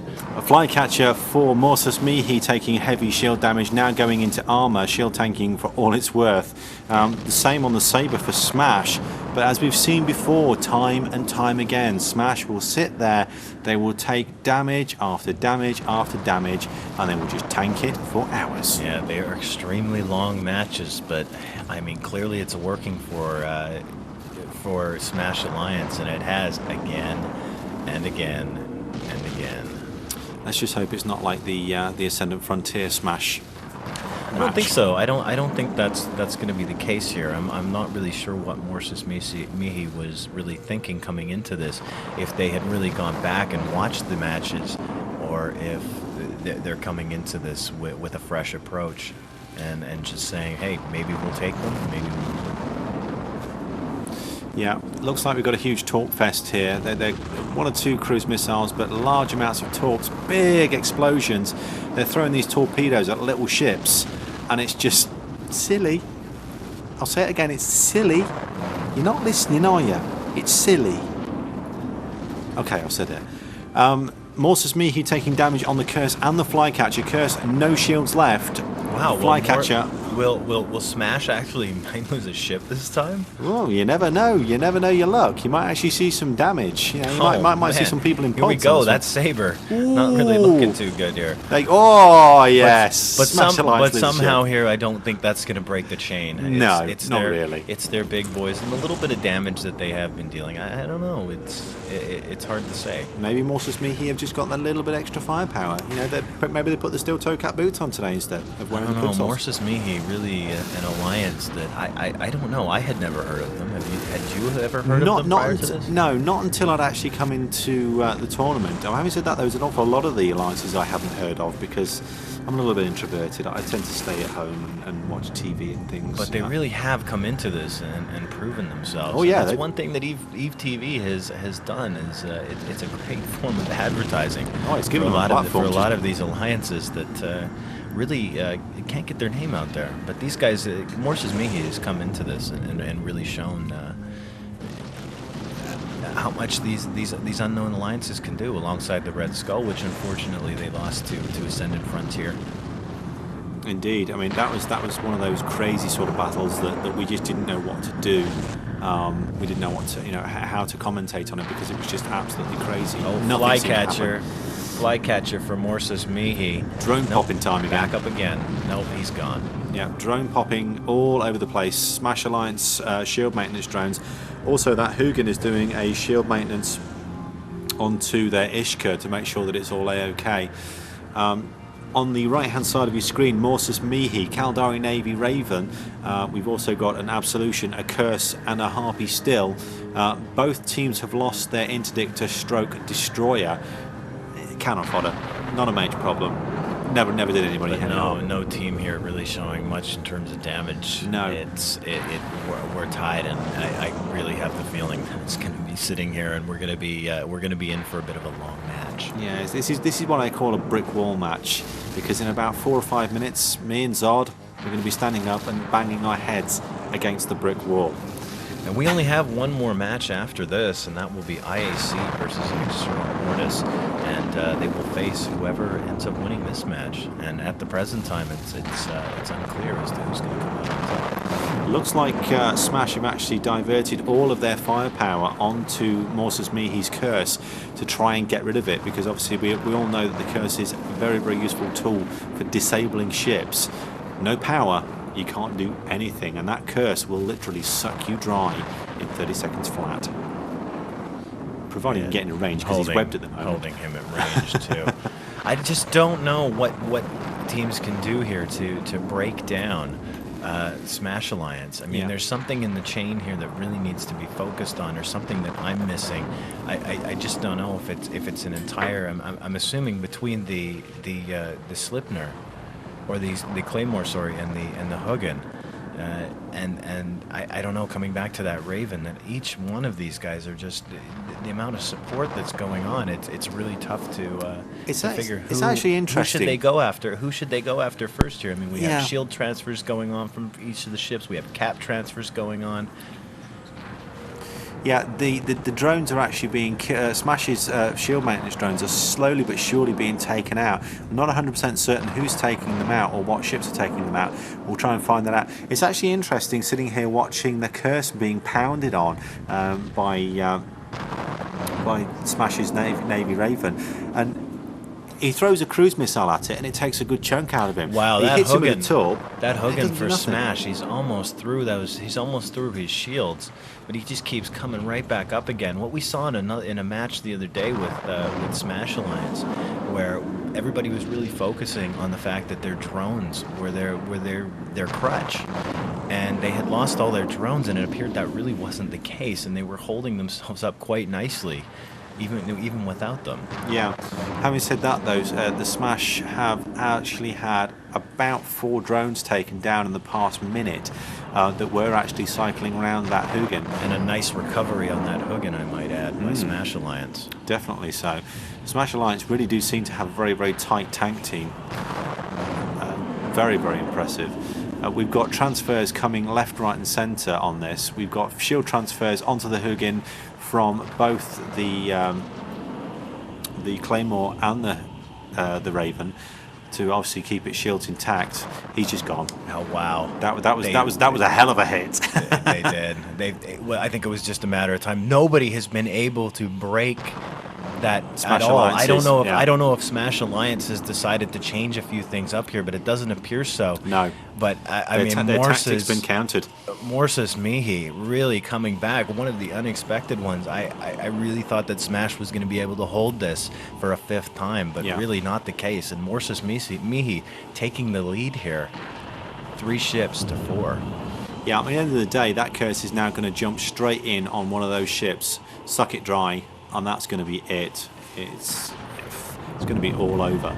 They've got quite a bit of hitting power there. I mean, you've got a Navy Raven and an Absolution.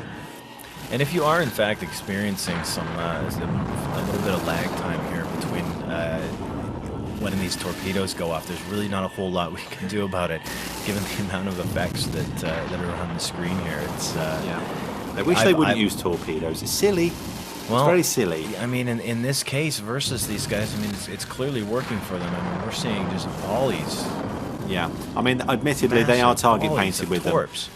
them, which is obviously very, very useful. But wow, I don't think this Claymore is going to be able to last now. The chain appears to have been broken, and each of these ships were relying on one another. And once that chain was done, that's it. And Morsis Mihi clearly being the one to end up taking down Smash Alliance. Yeah, the curse of Morsis Mihi is basically being piggybacked by the Absolution and the Caldari Navy Raven.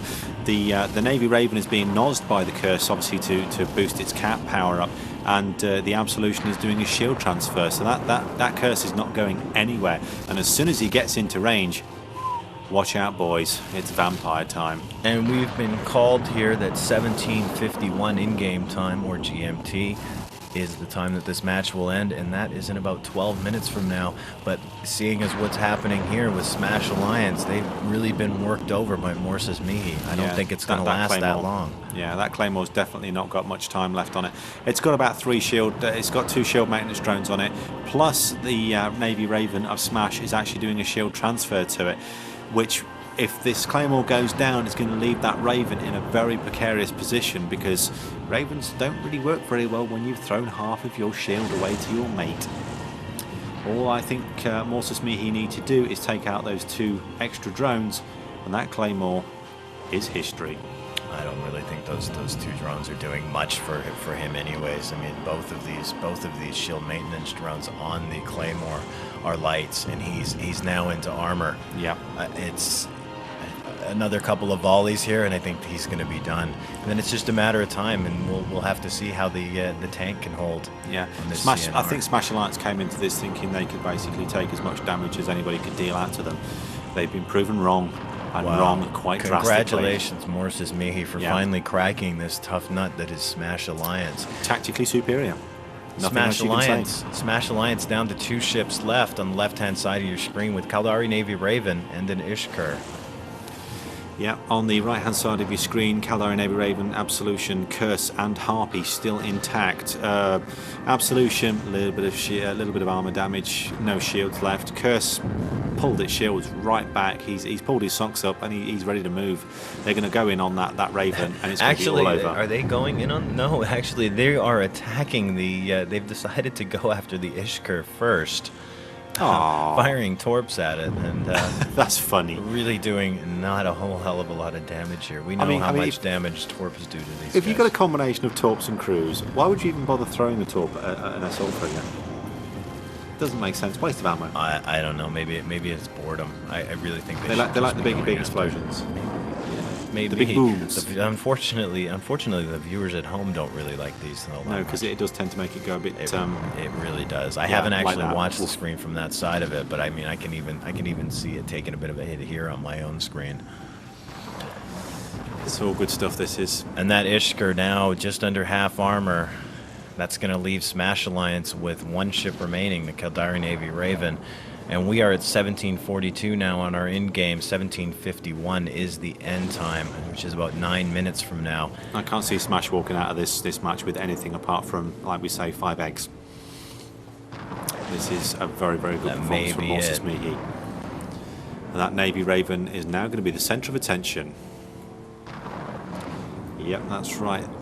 You've got a Kaldari Navy Raven, an Absolution, a Curse, and a Harpy, all turning their attention solely onto Smash's Navy Raven. Do you really think that, I mean, going into this, did you think that Smash would walk out with a win here? No. I thought the best that they could, I mean, with their tactics so far, the best I thought they were going to manage was a draw. They've never had any offensive fighting power. They've never had the ability to take people down. If they had the ability to take people down, Ascendant Frontier wouldn't have been playing today. But that really wasn't part of their strategy. Oh, wait a minute. The Kaldari Navy Raven for Smash Alliance has initiated his self-destruct. Oh no! You can't do that. That's just wrong. Give it to me! Wow, given what Smash Alliance is, did he eject, or no? He's actually still in there. Is he? Cheeky swine. He's still in the ship itself. Did you realise the Harpy of Mortis Mihi is going around can whoring? Well, we're gonna get a nice explosion here. That's wrong. You naughty boy. At the cost of a self-destruct. I would. Well, is that a first? I think that's the first self-destruct of this tournament. We haven't seen one. Yeah, but they tried it with the shuttle, not a potentially close to 1 billion ISK Navy Raven.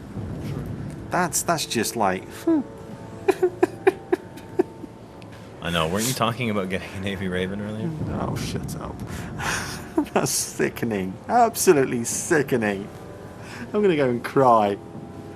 Having said that, though, Morsis Mihi, excellent display of teamwork, and it's really good that they've actually made this match a lot more interesting than we thought it was going to be. We really didn't know going into this what we were going to expect, but Morsis Mihi, after 4 matches of Smash Alliance getting through and taking it right to the end with their amazing tank and support, they're definitely going to kill him. They're definitely going to kill him before his self-destruct goes. This is sick. Warp core stabilizers equal for Smash. And that's going to be it. There we go. Complete whitewash almost for Morsis Mihi, only losing their flycatcher. Thank you very much, Morsis Mihi, for a very, very good show.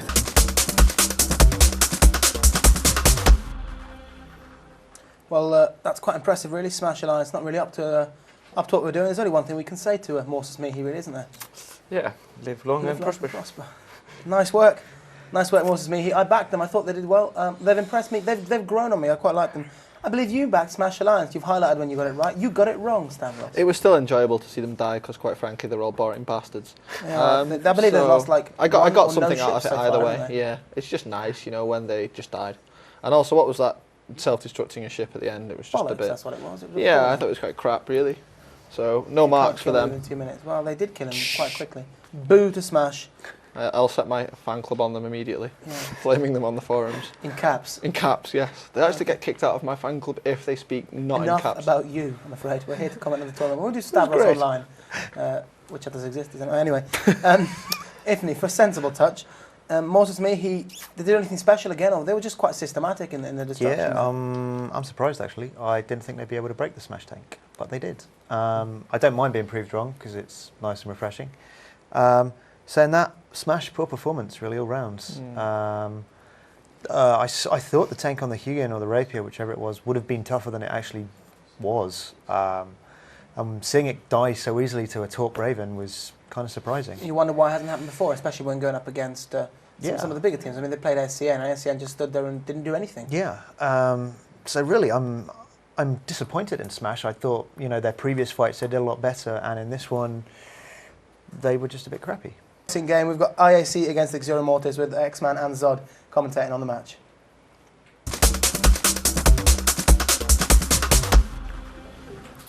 And welcome back to the action. IAC versus Xero Mortis.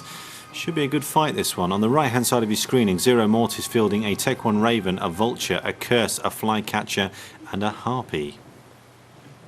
And for IAC, on the left-hand side of your screen, Kaldari Navy Raven, Absolution Rapier, Heretic, and an Ishkur. Xero Mortis going straight for the Heretic of IAC, wanting first blood. They want to bloody the nose of the immortal IAC. See if they can actually do some damage. And actually, I wouldn't be too surprised if Xero Mortis actually might be able to do a little bit more than people give them credit for. I don't think IAC are all that. And not really moving much here either. They haven't, most of their ships, except for the Heretic, are really in any kind of situation to move. But we have Xero Mortis on the opposite side, really dishing out the damage, but clearly not enough. No, it looks like they've got that Heretic tied up nice and tight. And IAC now focusing on the Curse. Yeah, he's got armor rep drones all over him. Plus, he's also getting an armor rep from the Navy Raven. Looks like they are actually doing as well. They're doing as much of a job as humanly possible to try and get rid of this Heretic. But I think they've given up on it because it's just too well put together. No, they're still hitting them. They've sort of switched over a little bit of their firepower now, switching onto the Rapier. But yes, first blood. IAC on Xero Mortis removing their Curse. And very quickly, I might They add. hit that incredibly hard. I think that took Xero Mortis by surprise. That's not going to do them any favours whatsoever. I mean, obviously, they've still got a Rapier on the IAC side. The Curse, usually quite a good support ship. They're actually working on the Harpy as well. IAC now focusing on the Harpy of Xero Mortis. Looks like that's going to be the second one to go down. Yeah, the Harpy's webbed, but he's got lots of shield drones on him, but it wasn't enough. They've taken him down. He is gone, boom. So it's now a 5-on-3. IAC actually showing no signs of having any trouble with dealing with the damage that Xero Mortis is doing. IAC focusing next on the Flycatcher, going down just as quickly as the other two were. And that'll put IAC on the top here with a 5-on-2. Yeah, IAC really fielding a hard-hitting squad today.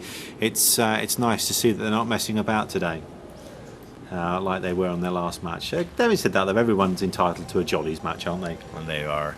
Yeah. And at least they made it funny, which is good. IAC using their Rapiers full effect to web the Vulture piloted by Ivanov of Xero Mortis. Yeah, the Flycatcher is also virtually on its knees. I think they've actually left it alone a little bit. Now they've taken it down to 0 armour and about 50% of its hull. And its shields are slowly creeping back, but they can take those shields out in one volley, as we've seen. And in fact, the Raven is being webbed as well by that Rapier. Not that Ravens move that quick. No. They're not exactly sports boats, are they? No, there isn't, and I think this is just going to be a matter of time now. This Vulture for Xero Mortis going down faster than I would have expected. I think the Flycatcher, did he move out way in the back? Yes, he most certainly did. Quite interesting. It looks like the Rapier is actually sending armour directly to the rapier, because he's got loads of armor maintenance drones on him, so he can actually transfer that power over to the rapier in case he starts taking damage. I'm not so sure. Or have I got that the wrong way around? Yeah, it's a little confusing when you look at it here, but I think I don't think he'd be transferring anything out. Well, he's not really taking any damage, so it's quite possible that he can do. No, you actually may be right here. I did see something coming off of there, and it didn't. No, it's coming off the drones. It does appear that that was the case, but it's really not. IAC have split up their drones to be managing their Heretic and their Ishkur. Indeed, indeed. So on the left-hand side, IAC are still fielding their Navy Raven, their Absolution, their Rapier, their Heretic, and their Ishka. On the right-hand side, still holding on to their Raven, only just holding on to their Vulture. Huge amounts of armor damage, and I don't think it's going to last very long. That's going to be the quickest command ship takedown I've seen in quite some time. Yeah, it is, and I think once this is done, that's going to be the end of it. And I think it's pretty clear, IAC, so you're going to survive once again without losing a single ship. Of course, other than the last match, which was thrown, but I don't think I can really throw that in the mix as a true loss, if you know what I mean. This is true. The IAC really have shown a commanding performance on this, really hitting hard. There you go, Vulture. That's an incredibly fast takedown of a Vulture. IAC really showing what true firepower is. Absolutely amazing. Now it's just a matter of time. I think this Raven is probably going to go down faster than that Vulture did. He has absolutely no support now. And where did the Flycatcher? Is he still sitting out in the distance there somewhere? Yeah, he's watching it from afar. I assume that they'll probably that IAC will probably send their little guys in to finish him off. Yeah, it's pretty much a foregone conclusion. IAC came out and Xero Mortis just completely outgunned and outmatched. Not really an awful lot more you can say to that. Just basically sitting here waiting for the inevitable. Left hand side of the screen, IAC, Caldari, Navy Raven, Absolution, Rapier, Heretic and Ishka all sitting quite happily. Rapier is pulling its shields back. The Absolution is also quite happily pulling back the armor damage it's taking. Yeah, I don't think we're even going to come close to about 10 minutes before this fight is going to be over. That Raven, of course, as anticipated, going down faster than what the Vulture was. He's surrounded by a whole plethora of combat drones, and not to mention getting pounded by cruise missiles. Yeah, they're throwing everything they've got at them, and it's hurting. There you go, Raven down. Yeah, and there goes another boom. And we're just going to be sitting here waiting for the all of 3 seconds it's going to take them to take down that Flycatcher. Yeah, the Flycatcher has some choices. Either he can fly out of range and get popped by CCP, or he can take it like a man. It looks like they can't actually hit him. No, he's using Defender missiles. That's really, really cool. As fast as they're coming in, they're being popped. That is amazing. You sneaky little swine. That's funny stuff. Yeah, it's only going to be a matter of time before he runs out of ammo, though. They're going to get a hit in eventually, because Defender missiles don't always work, do they? They're going to have to get that Absolution in there to do something else. Oh, this is crazy. No, they're going to have to move that. If they can move that Rapier in to try and web him, who knows how long this could take, unless he flies out of range here. Yeah. Which he's probably orbiting at about 60K, one of the centerpieces here. Yeah, that's right. This is just insane. Every time one comes in, it gets popped. Crazy. Absolutely crazy. And you're sitting here watching this on Eve TV. The only place you'll be able to watch a Flycatcher actually stop a Raven from killing it. But now they're starting to get in now. I think he's run out of ammo. Yeah, I think he's still... No, he's got that one little hit left. And just one more. There we go. Here goes Pop. And, that was... We like it. That was anticlimactic. Oh, come on. That was a good little finish. You got to give him credit for that. No snowballs and no mining lasers. What were they thinking of? I don't know, some kind of crazy strategy to actually win the match instead of throwing it badly. I wonder if they've put some forum poster, we're going to lose because we so suck, and made Yeah. another 10 billion. Probably. Really stupid forum people. Yeah, feeling is Iska, it's easily parted, I think, and Other there are an forum awful people lot out of there. fields in Eve. Okay, now means, I'm going to write it down as we speak, that IAC go through and we'll fight Morsus Mihi. We are to Lup in the next round. Impressed with the IAC finally? Yeah, that was. I wasn't sure how well X0 and Mortis were going to do, but that was quite clinical. Welcome back. One of the most anticipated matches of the day. The 5 versus MC in the first quarterfinal match of the day. On the left-hand side of your screen, we have the 5 fielding a Caldari Navy Raven, Claymore, Curse, Flycatcher, and a Crow. And on the right-hand side, you've got MC fielding a Caldari Navy Raven, also a Slipner, a Cerberus, a Saber, and an Ishka. I don't know who's going to get the first kill here, though. It looks fairly even, if doesn't I it? had to put some ISK on it, I think I might go for the 5. Yeah, don't underestimate Mercenary Coalition there. They've proven to be very, very powerful when it comes to dealing damage.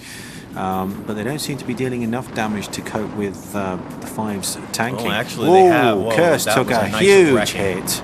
They must. I've seen several target painters coming out here. Not really sure who they're all coming from, but that was a nice clean hit by MC, Indeed. taking out the 5's Curse in a matter of 2 seconds, if that. Looks like the Saber for MC. Whoa, and there goes the Flycatcher. That's for the 2 5. down for the 5. MC dealing huge amounts of damage here. As I said earlier, never underestimate them. They do like to pound. But it looks like MC's mates just suffer one of their first loss, and there he goes. That's the loss of their Saber. Not a biggie. No, We're down definitely to a 3-on-4 here in favor of MC. MC appears to be targeting primary now as the 5's Claymore. I think there's a series of drones here chasing after this Crow by MC. I think he's just running these drones in circles, or at least he was at one point. Yes, we have seen that before, where an interceptor literally is running that fast that the drones just sit at least 10-15k behind it, chasing Benny Hill style. Slowly taking down that Caldari Navy Raven, and piloted by Tiger Techs. Obviously not set up for a particularly good tank on that. He's already into armor. That was a smart move by MC, switching over from that Claymore. The Claymore was clearly a ship that was going to take huge amounts of punishment before it even showed any semblance of damage. Whereas that Raven's just he's just being chewed up. Absolutely chewed up. That was a great example of shifting your tactics on the fly, and they really needed to do something there, because that Claymore was just not going to crack. No, definitely not. And obviously, once its support, because it was actually receiving shield support from the Navy Raven, it was actually receiving a shield maintenance, which was making it even harder to kill. As soon as that Raven's gone, they've got no backup. Plus, MC will no longer be taking any significant damage, because that Claymore's not really going to be doing anything to anybody across on the MC side. There he goes. We're down to a 2-on-4 now in favor of Mercenary Coalition. The 5 just losing their Caldari Navy Raven, but still remaining a Claymore and a Crow. Indeed, and on the right-hand side, you've still got a Navy Raven, a Slipner, a Cerberus, and an Ishka. Still plenty of drones floating around there for MC. 5 not really putting up much resistance. Again, seemed to be in a bit of disarray when things started to fall apart for them early on in the match. They just didn't seem to be able to pull it back. Claymore for the 5, still looking on very, very rocky ground. Shields almost gone, taking slight armor damage each volley. He's gone. He can't handle this much longer. An impressive fight, but not quite impressive enough. No. I don't think anybody could have called this fight from the beginning as to who was going to really come out he's on gone. top. But MC, Armor just completely disintegrated on Mercenary that Claymore. Coalition, 1 ship left for the 5, and that will be it. Very, very powerful performance from MC. Not surprised, I must admit. I was quite sure the MC were actually capable of doing it. But the 5, not to be underestimated, just tactically not quite as good. You're going to see how long it takes them to sort this Crow out, because it's going to be nigh impossible to hit. I'd just send the Ishka in. I really hope they don't sit here and play this out. That would be just very disappointing. Let's see a crow self-destruct. Yeah, that'd be funny. Well, we saw Caldari Navy Raven do that a couple matches ago. Yeah, that was. Don't remind me. Well, I have to. No, stop it. It hurts. It makes me feel sad. And you don't want me to be sad, Yeah, do you?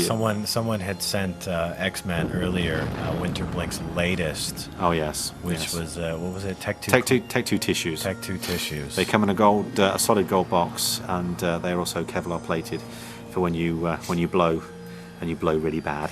Apparently, I thought that was quite quite bad. you were definitely feeling that. Oi, I don't know how much. Oh dear. I don't know how much you can commentate on a 4-on-3. What on or a earth is going on there? A 4-on-1. They can't catch it. Not with good Okay, skills, can we end this, please? We need to Nowhere end this near. like now. This is not going to go on for the full 20 minutes, please. This is drier than what we experienced yesterday. I'll tell you what. I'll type in local, okay, and I'll actually just I'll say what I'm going to type in local. Crow, please Yes, destruct. someone has to call this. I think it's clear that that it's not going to happen. Oh dear, we don't want to see this. Never mind. Well, at least he's proven the point that interceptors are very, very difficult to hit. I'm just quite surprised that the Ishka's not doing well with it. Obviously, you probably We're can't not going to catch be able him. to catch up to it. If he sits long enough, I think he was removed because we can't sit here and go through this. We could be going. We could have been going in circles for and I think there was actually another 6 minutes left in that match before it was called. But Mercenary Coalition really dealing an immense amount of damage. An immense amount of damage. Surviving with a Caldari Navy Raven, Slipner, Cerberus, and Danishker.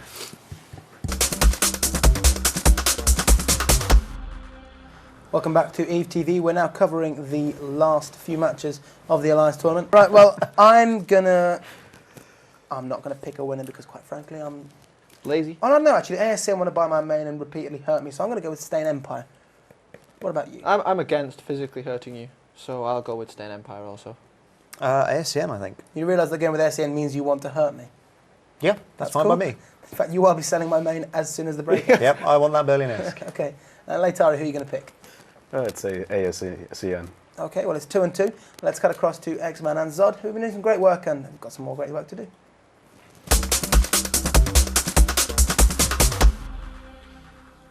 We're back. DJ Zod here with DJ X-Man for the second quarterfinal match. In this match, we have Ascendant Frontier versus Stain Empire. On the left-hand side, Ascendant Frontier fielding a Navy Megathron, Eos, Deimos, Eris, and an Ishkur. And on the right-hand side, Stain Empire fielding a Rattlesnake once again, a Slipner, an Ishtar, Saber, and Harpy. Right, we're looking at the Eris for Ascendant Frontier taking shield damage right off the bat. It looks like Stain Empire want first blood, which they have got quite a few times. Barrack Iron Fist flying for Ascendant Frontier in the Eris, the Interdictor as the Galente Interdictor. Again, seems to be taking reasonably good tanking on the armour, and is also firing Defender missiles again, which obviously will cause a few problems for that Rattlesnake, as its primary weapon obviously is missiles. If it can't get its missiles to hit, that's really going to scupper them a little bit. No, I don't think it's going to really cause that much. I mean, of course, when you got missiles, you've got limited amounts, and defenders really, I mean, in the long run, are not an effective tactic to use.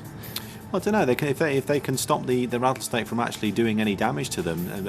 Having said that, though, Ascendant Frontier are the only ones taking damage at the moment. Stain Empire don't even seem to be, suffering any ill effects of anything. Ascendant Frontier really do seem to be not doing anything. We're actually sitting there looking at the Rattlesnake as it just spews missiles out, looking like it's throwing torps. And it's throwing torps at the Eris. and it's now throwing them at the Navy Megatron. Navy Megatron taking huge shield damage, now going into its armor. We have seen this Navy Megatron of Kozak's actually able to tank quite well, but I'm not too sure whether they're going to be able to stand up to the punishment that Stain Empire can actually dish out. We have got armor rep drones all over that Megatron now, making sure that they can keep it alive, because if they lose the Navy Meg, they're going to lose a lot of their support. And the EOS for Ascendant Frontier also has a remote armor rep on their Eris. Yeah, it looks like Stain Empire gave up on the Navy Megatron and they are going for the Demos instead. How quickly Ascendant Frontier can actually switch the armor maintenance drones over to the Demos to obviously keep it alive. Looks like Stain Empire are actually also using the tactic of drone killing. Can we actually get a shot of some of these drones to see what's actually flying around? Yeah, we've got Hammerhead 2s. Yeah, there's Hammerhead 2s that are actually been sent over. There's combat drones. I mean, there's some Berserker 1s of all things. Yeah. Load of heavy maintenance drones on that Deimos. And doesn't look like Stain Empire are having any problems dealing with ASCN at this moment in time. But again, we've seen ASCN have three, maybe 4 ships with no shields and just sit there and armor tank for just forever. I mean, we're going to have to go back to the Smash ASCN fight. Let's just hope it's not like one of those. After such a convincing win from the Stain Empire in the last round, this is actually quite surprising. Yeah, Ascendant Frontier now in range to start doing damage is called the Ishtar for Stain Empire for its primary. Yep, and obviously I think 1 or 2 of the ships, obviously the EOS and the Demos, probably set up for blasters. We don't think the Megathron's actually got any weaponry on it. It's basically a Nothron, and we're going to see whether that Ishtar can take being Noz to death. Well, the and take it out. The Deimos is. It looks like the Deimos is. Oh, wait a minute. It's a whole shell here. It looked like the Deimos is nosing the Ishtar and the Navy Meg. No, I think both of them are nosing the Ishtar. Yeah, they definitely are, and that's why he's Ishtar's going down faster. like a sack of spuds down a flight of stairs after it's been pushed. Yeah, you are absolutely right. Yeah, it's going to go thump in a big way. That Ishtar, first kill for Ascendant Frontier. That's surprising, very surprising. Just goes to show that if you can stop Ascendant Frontier from getting their blaster ships in range, you can pretty much hold them off indefinitely. But when those puppies get in range, they're going to do some damage. And we saw that with 2 previous. What are they going to turn on next, though? This is the idea. Harpy looking like it's actually doing target painting for the Stain Empire.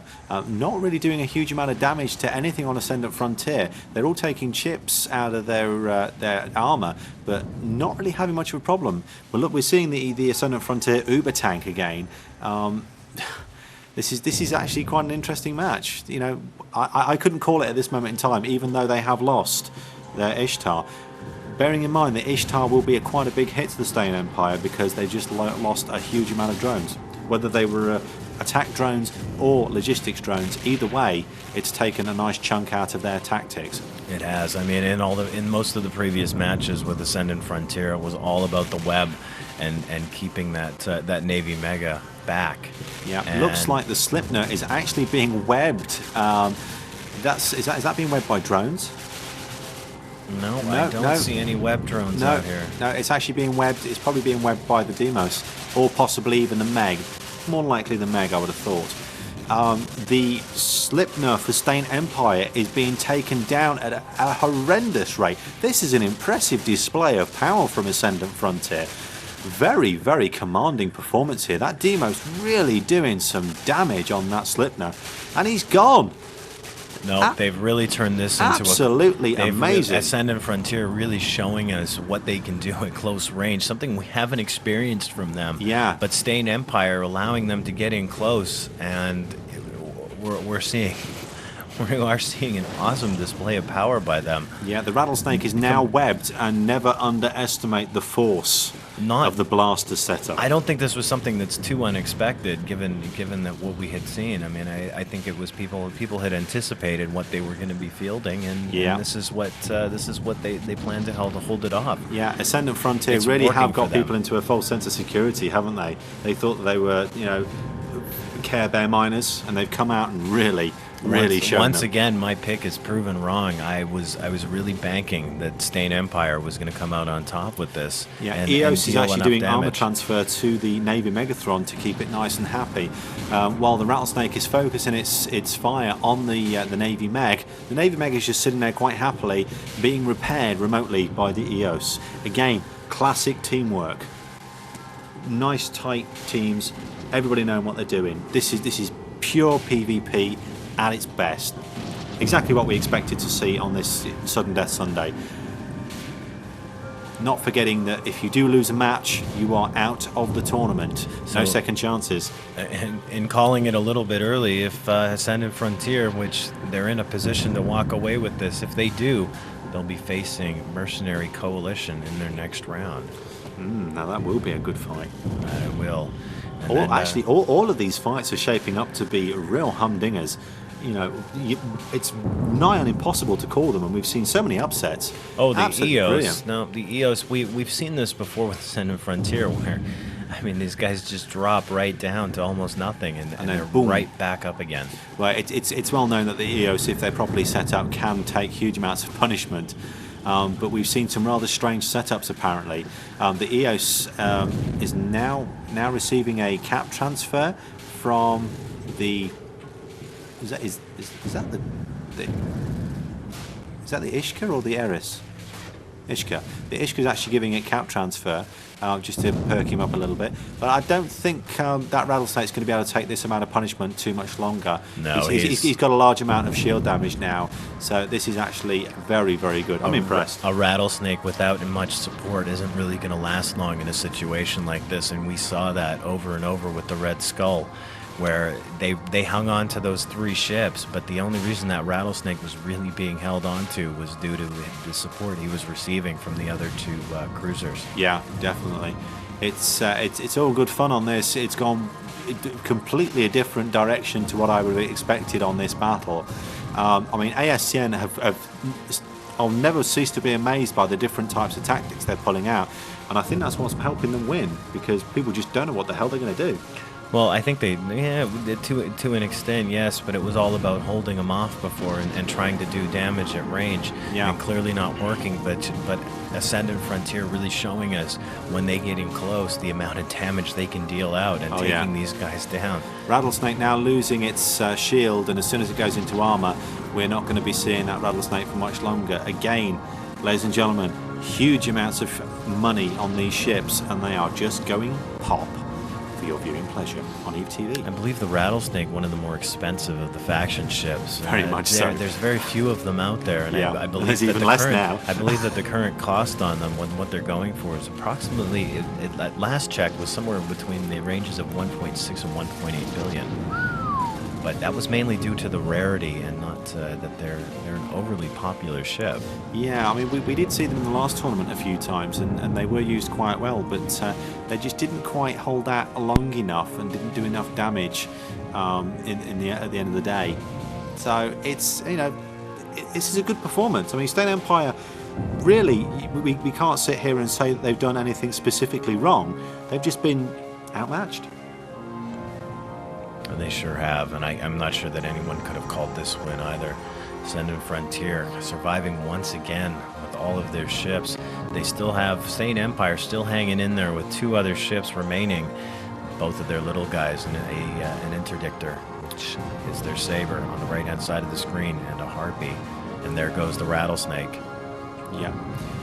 And we get the boom. Yay, we get the explosion. There you go, ladies and gentlemen, one of the most expensive explosions in the EVE universe today.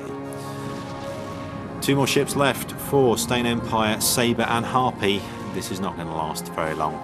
Not very long at all. Let's not see more running in circles. No, I don't think that's going to happen. Luckily enough, they've got an assault frigate, not An an interceptor. I was just trying to think of the word.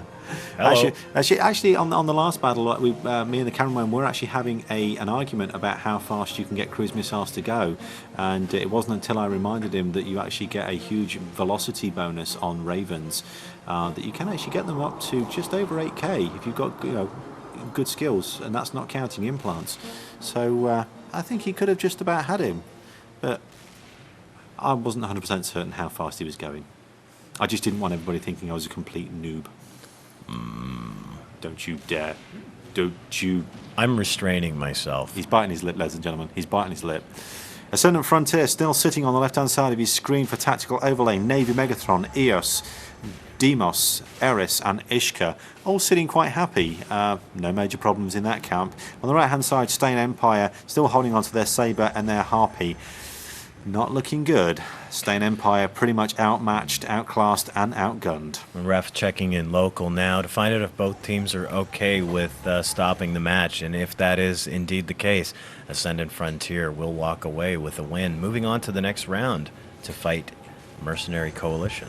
Sony saying do it. Very sportsmanlike to save us some time so we can bring you more action. KO Sony really has no say in this matter, considering he's flying for Bob. Well, there you go. There you go. I thought Bob were in control of everything. Is that the rumor? Yeah, from what I was told, I thought Bob were in charge. Well, you know what? Bob is in fact up next versus the other Stain Alliance. Yes, it's the Alliance versus the Empire. But we've already had that one, haven't we?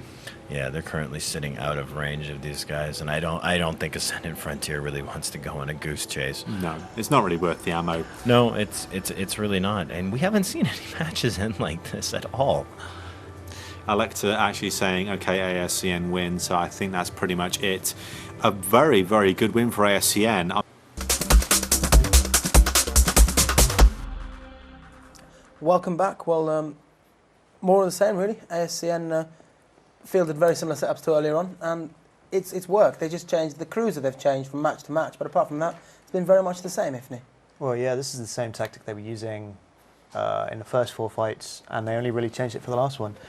All Galent line up with the NOS Navy Mega again, lots of repair drones. You know, the linchpin of it all is basically that Deimos and the EOS. The Deimos is the damage dealer, the EOS is, well, it does do damage, just less of it. And the Megathron there is as cap denial. You just micro-warp drive up to people and drain them. Okay.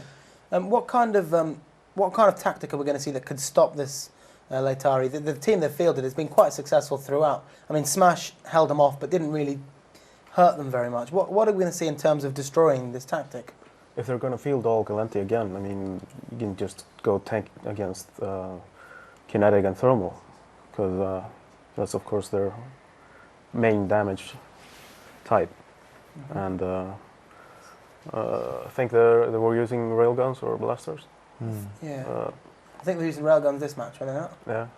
I think it was blasters this match, railguns in the previous one. The Demos had the blasters on. It's nice to see at least they're switching that around. It may not be as obvious to the viewer, but there are tactical considerations going on there. If they were using blasters and they get caught by webs, that would make things very difficult for them as well. But then again, it's the risk of they are swapping and chopping and changing. So if you play, or something. If you play the Hugin, it's a bit useless if they've got rails.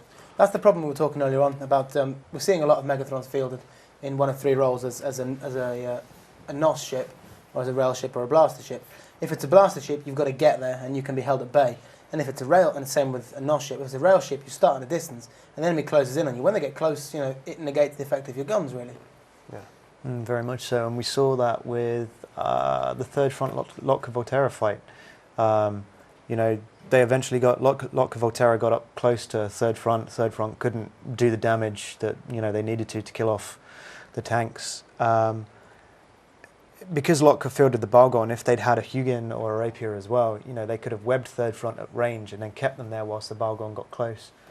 But this is what's great about EVE. Every setup you come up with has a counter. Bob versus Stain. I'm going to have to just go with the crowd and say Bob are going to do this. Stavros? I'm going to go with Stain because probably nobody else will, and at this stage everybody needs backing, I think. What about our 2 Bobbits? Where are you going to go with this? I'd say Bob. I don't think Stain have got what it takes. Yeah, we're going to see an interesting match now, I think. I'm going to go Bob, of course. Interesting for Bob. Okay, well, it's Bob versus Stain. It's one of the biggest matches. Well, we're down to the the the quarterfinals, they're all very, very interesting. Let's cut across. Let's go have a chat to X-Man and Zod and see how that pans out.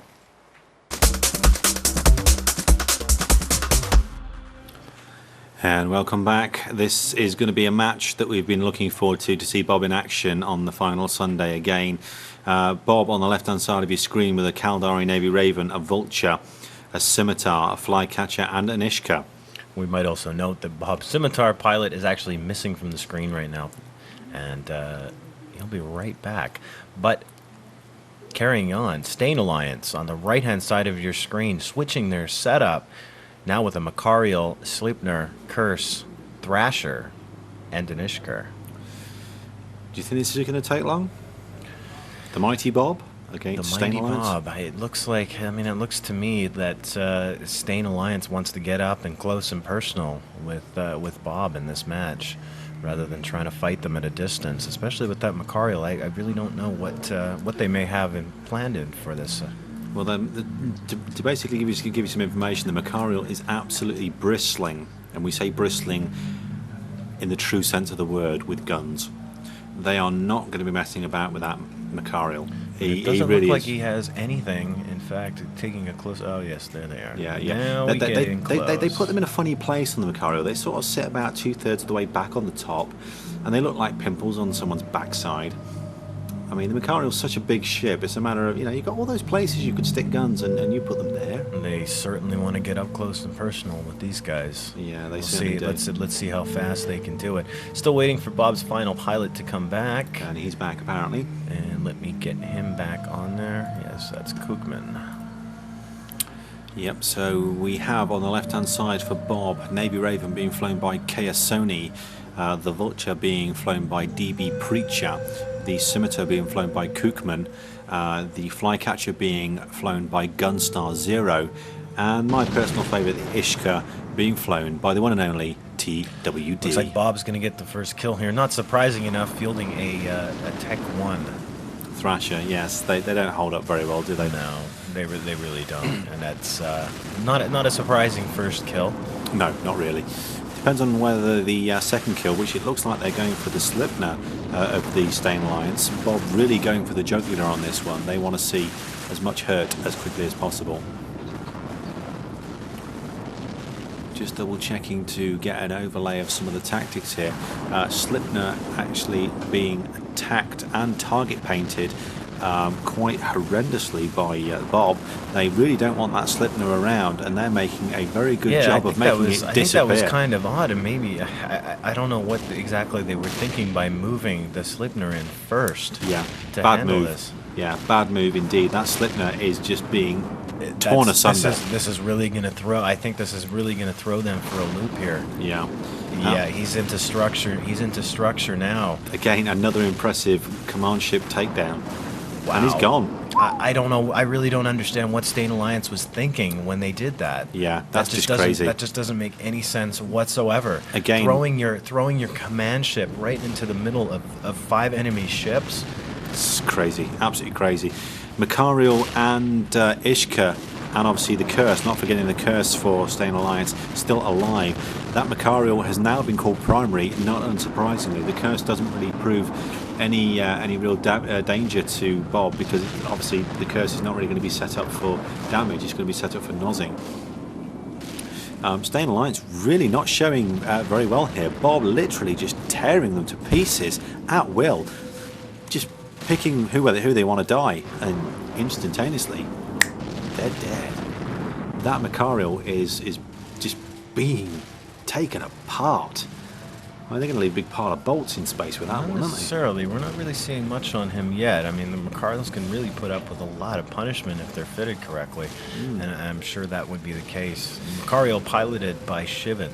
Yep. The Stain Alliance. Bob actually not taking any damage apart from a little tiny bit of shield tickle on the Scimitar. Again, that's a logistics style ship, so he's going to be quite quintessential to keeping everybody in Bob happy and healthy. Again, I come back to it. I can't believe that Stain Alliance just threw their command ship into the middle of that. I don't understand what they were expecting, and I don't think this Makariel is going to last as long either. As good as and as great as I think the tank can be on these in specific setups, I just don't think it's going to happen. Bob is just dealing so much more firepower here. Yeah, I mean, they've got shield maintenance drones on the Macarial, but the shield is 100% dead all of the time. Bob just keep hitting and hitting and hitting, and even though he's armor repping on that Macarial, he's just not managing to pull back enough. It's only going to be a matter of time before that Macarial... Looks like he's caught up on the station too. I mean, he does have a series of shield maintenance bots on him, but that's really not going to be enough. I think that's the only thing that's holding him together here. Yeah, the Ishka for Stain Alliance has also gone pop. Either that or he's just disappeared. And I'm fairly certain he went pop. Also, Bob seemed to be taking out the shield maintenance drones that are actually helping out the Macarial, but he does look very much like he's actually caught up on the bottom of that structure in the middle of this arena. He doesn't seem to be able to move at the moment, and that's very, very bad. I'm really uncertain of what Stain Alliance is trying to do here. The curse is actually nozzing the scimitar of Bob quite mercilessly, but it doesn't seem to be causing it much of a problem with the amount of shield maintenance drones that scimitar's got on it. Plus, he's also getting a shield transfer from the Navy Raven of Bob as well. I don't think that scimitar's going anywhere. Stain Alliance not really doing anything tactically to change the makeup of what they're doing. The Macarial, he's gone. He's taken more than he can handle. And again, ladies and gentlemen, expensive fireworks don't come much more expensive than one of those. He's going into hull now. This was a very commanding performance by Bob. I'm not so sure it was as commanding as we'd like to think it was. It really just seemed that Stain Alliance just didn't know what they were doing. It was like a complete disarray right off the bat to get in close in an attempt to do damage, and it just wasn't happening. I mean, given the ships that they were fielding, I don't really understand what they were thinking by putting the Thrasher in there, unless it was just a throwaway. I mean, typically, why would you do that when you have access to a Saber and you're fielding a Macarial? Not that it's a hugely important piece, but nonetheless, it just seemed very odd. It's all part of the tactics, isn't it? It almost seems like they're throwing this away. Right, the Macarial has gone. We didn't get a pop on explosion. That's unfortunately. It was a dud. We'll have to send it back to the factory. That is terrible. There's one ship left here, which just happens to be the curse for Stain Alliance. And that won't take very long before that will Bob go down. once again. And I'd love to call this a commanding performance, but I really can't do it.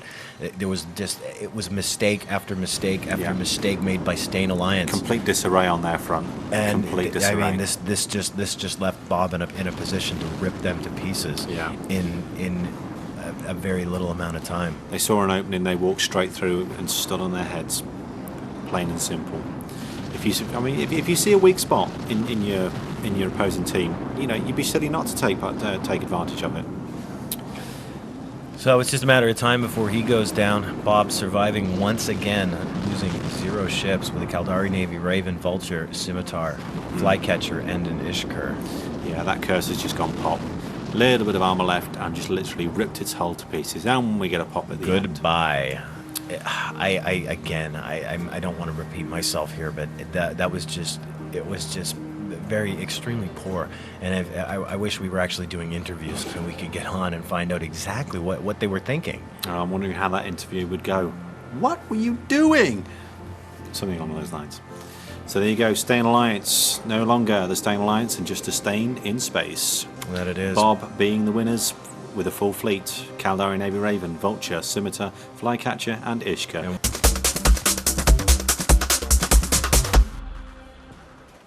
And that puts Bob through, really. A lot of people were expecting that to happen. But then a lot of people were saying, no, it's okay, Stain Alliance can hold their own. They couldn't, could they, Stavros? You're itching to say something here. No, I don't know. I mean, I went with Stain. They were slightly disappointing. I didn't get why the hell they went with the autocannon Macarial. It was insane. We haven't seen very many viable short range setups so far in this tournament. People have pulled them out of surprise. We saw, I think it was, dare I say it, the COCK or Cock. They pulled out the Dominics very early on. They got a good win with that. It was quite convincing. But all in all, the short range setups we've seen have been very disappointing.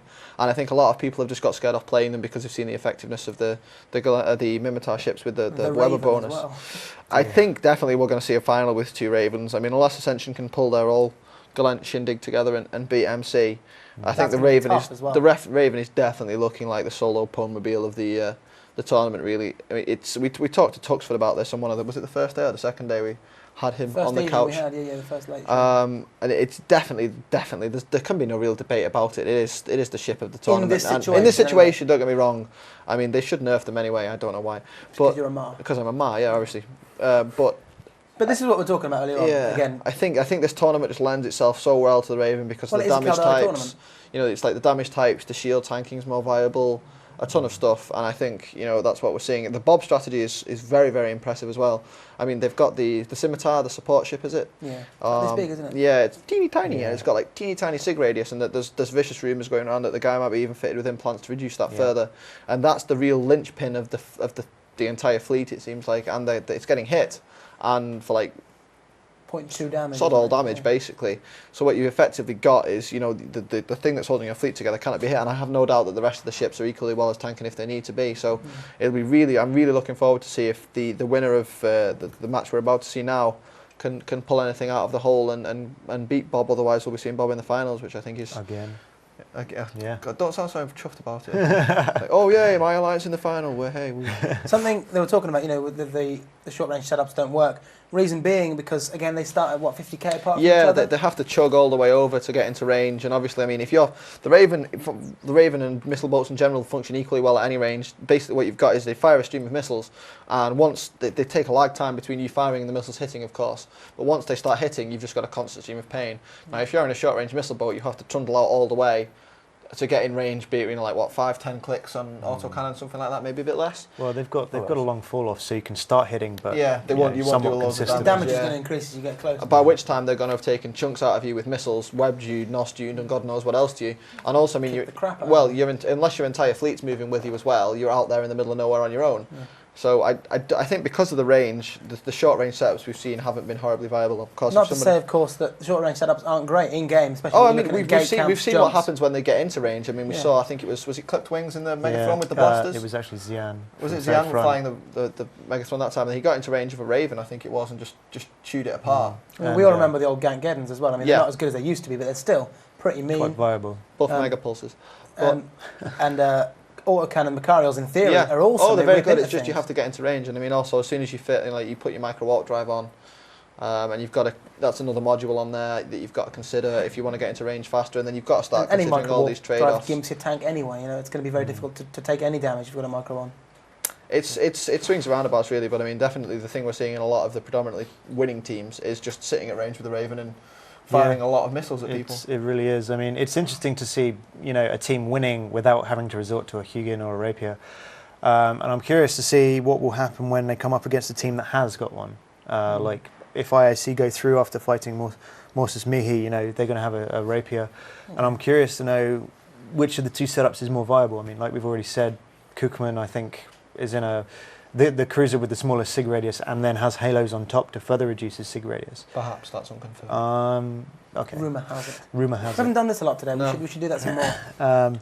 I say. So yeah, I mean that was really a walk in the park for Bob. Yeah. I don't think there's anything you can say for Stain Alliance. From what I saw of the fight, it was just Disappointing. Bob laying the smack down and Disappointing. Yeah. I think It'd be Stain nice to see Alliance them could have stop. put up a stronger Little- resistance. little tickle Yeah. maybe. This is something we need to note as well. On the website, it's set up slightly differently. It looks like MC will be fighting Bob and ASCN will be fighting MM or ISC. That's not the case. MC will be fighting ASCN, and the sheets we have are correct. The website is set up across the top instead of down the sides. See how people now understand because I did this? Big fish, little fish, I think I'm cardboard raving. box. People that can't hear what I'm saying have no idea what's going on. So now we've got Morsus Mihi against IAC. Leitari, IAC have fucked about a lot really. They've upset a lot of people. They've mucked around. Yeah, sorry. Sorry, That's bit what- old goodness me. time there. I'm bad. What do you reckon of them? Have they got it in them to destroy MM quite convincingly, or is it going to be a struggle? Can MM even beat them? Well, yeah, I think they're going to beat them, but I'm rooting for Morsus Mihi. But You can feel the love there. yeah, the cockiness level is a bit too high for my taste. But yeah, they could. They've got a strong team on their side. Yeah, they definitely have. I think something as well, it's time to sort of drop it really. We've had a great time with Morsus Mihi, the whole this role-playing thing. Yes, we have. They're not really role-players, are they? No. They're in fact probably they've been the best sports, and they've really grown. They've really grown on me. We mucked about with them because it sounds quite. Somebody rumbled us very early on, and they were like, they're only saying this was a forum post, or I can't remember what he does. Just blurs into one in my wonderful little world. And they were saying that we were only basically calling them role players because they kept whining about it on the forums. That guy's smart. You guys dumb. Because that's what we were doing. We've had quite a few posts and emails today. A really good one, a big explanation. Morses me, he really means bite me in Latin, and I'd like to just really sort of congratulate them. They've been really good fun, haven't they? NM versus ISC, and I think ISC are really going to step up to it and really just deliver and go through, and then fight Bob. It'll be quite interesting. I'd rather have Bob versus ISC in the semi-final than in the final, to be fair. I think it's nice to see one of them go through to fight someone else. So I say ISC are going to trample all over Morses Mihi, who have been great sports. Yeah, it's true. I'm going to go with IAC. Because they're extra long hair. He does have long hair. Very long hair that he constantly combs. And he can't dance for toffee, can he? No. And he locks his keys in his car. Yes, he's done so many things. We could do like a whole thing. We could do the tight ETV segment on yes. Okay, who's going to win this? I got to go with IOC. Okay, wrap-up beer is coming. Morses Mihi have done very well to get so far. Yeah. Oh, shut up. Morses Mihi have done so well to get so far, and hats off to them. But I think they've reached the end of the road. Okay. And Leitari? Well, yeah, I think ISC is going to win it, but I hope Morses Me is going to pull a rabbit out of some hat and do some wonder. Yeah. We've had a couple of guests in. Rayan was absolutely brilliant with his corpses everywhere. That was really good. And Tirax, a little scary too. He's a nice lad. But I think it would be nice for the spirit of the tournament for Morses Mihi to win. So I don't mind who wins here. I think it'd be a good match, whatever happens. And probably the match I've been looking forward to for a long while. So let's go in-game to that, and then maybe we can get a beer. That would be grand.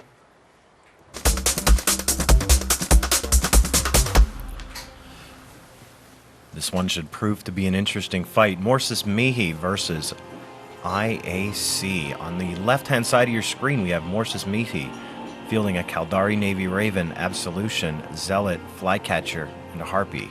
And on the right-hand side for IAC, a Caldari Navy Raven, an Absolution, a Rapier, a Heretic, and an Ishka. We have the countdown, and we have begun. Okay, who's going to get first blood? IAC, predominantly a hard-hitting alliance. Yep. Morses Mihi's Zealot is already taking large amounts of damage. He's going into his armor, but we've seen this before. Popping shield drones, right? Is that what he's doing? It looks like it. He's getting shield rep, which is quite surprising for a Zealot because obviously it's going to be an armor tank.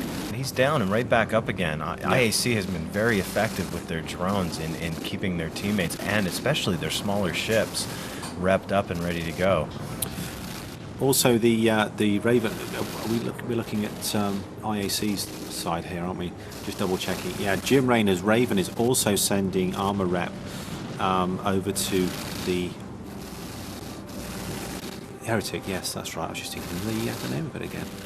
I think we're getting a little bit fried here, ladies and gentlemen. It's very, very warm in this studio, and the lights keep going dim. You start seeing double after a little while. Double. And the Zealot for Morses Mihi, just under half armor now.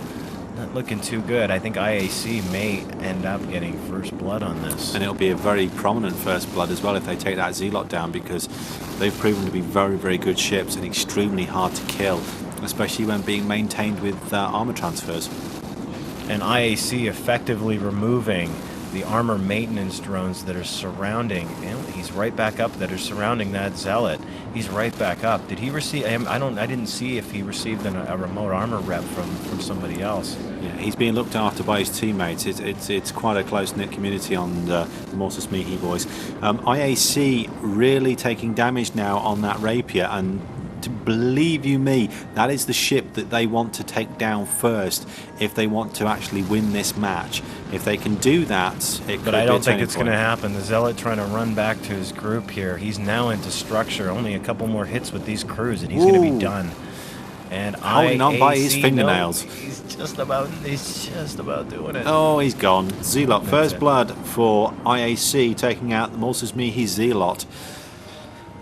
IAC having armor damage on the Rapier and the Heretic, but now they've taken out their central core.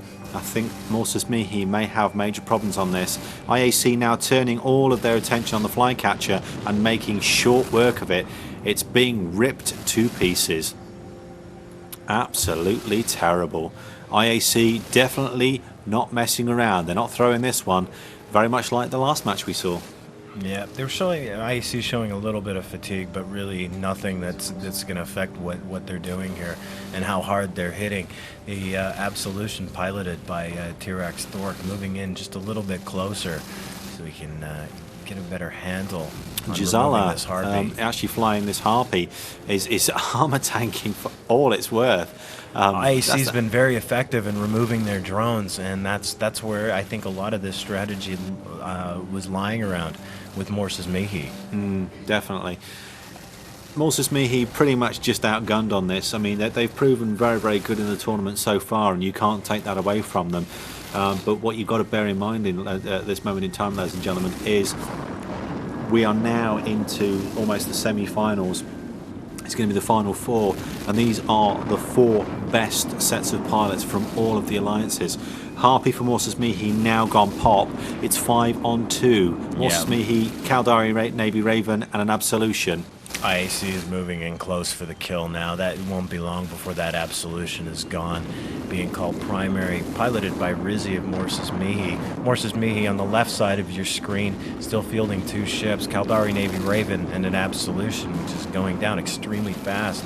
And of course, on the right-hand side of your screen, IAC, still fielding 5 ships, Caldari Navy Raven, Absolution, Rapier, Heretic, and an Ishkur. Not surprising, but Morses Mihi definitely giving it their all. Yeah, I mean, they put up a good fight. Just IAC just got that little bit more firepower. So we're going to see pretty much what we saw last year with IAC and Bob meeting each other. No, once IAC, again in the semi-finals. Oh, in the semis. Yes. I wasn't aware that IAC. I think that didn't they meet each other in the semis last year? I don't think IAC were in the tournament last year. They were in there last year. Yeah, I specifically remember that. All right. Because there was in the first round where Tyrex had the impact. Yeah, I do remember vividly the final. I also remember the fact that on the last night I was actually very, very drunk. So the final sticks in my mind because it was so amazing. Well, still holding on here. T-Rex showing a little bit of strain.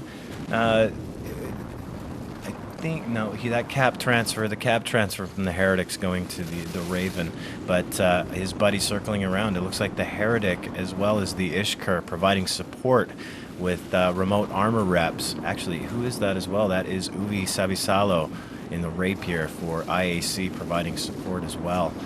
Yep, IAC are going to walk out of this with all 5 ships quite happily intact, no damage whatsoever. Yeah, immediately coming to the rescue of Tyrax and his Absolution and bringing him back up to par. This Absolution, though, still taking quite a bit of a beating from IAC and hanging in there. This fight lasting longer than what I had anticipated. Again, command ships, they got such a thick hide on them. I'm surprised they didn't just take out the Raven and have done, just to do the maximum amount of money damage. In the shortest amount of time. Obviously, the Raven being the hardest hitter of the 2, they would have they could have almost gone on cruise control then while they took out the Absolution.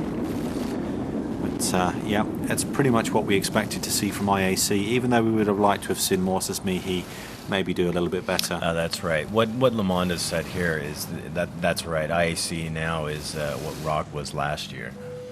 It's chaos. Well, I think you're talking about the finals. Yeah. Apparently, the guys that were actually piloting for Chaos last year in the finals are now the same team of pilots that are now flying for Ascendant Frontier. Wow, look at this for Morses Mihi, bringing it right back up again, although the Caldari Navy Raven for Morses Mihi not looking good. I wonder if he had his cap spent here, or what exactly happened, but the Absolution, I think they just decided to switch it off and start hitting the Raven instead, and that seemed to be an effective on-the-fly tactic change for them. I wonder whether they're actually just tuned in and going, yeah, that sounds good.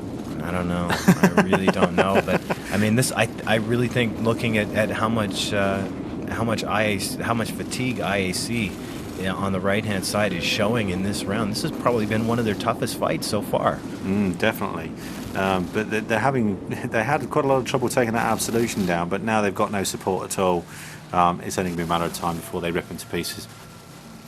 Eggs everywhere. Yeah, now that he'll be focused on, I think that Absolution was getting some heavy support from that Caldari Navy Raven, and that's not the case anymore. It's just a matter of time here.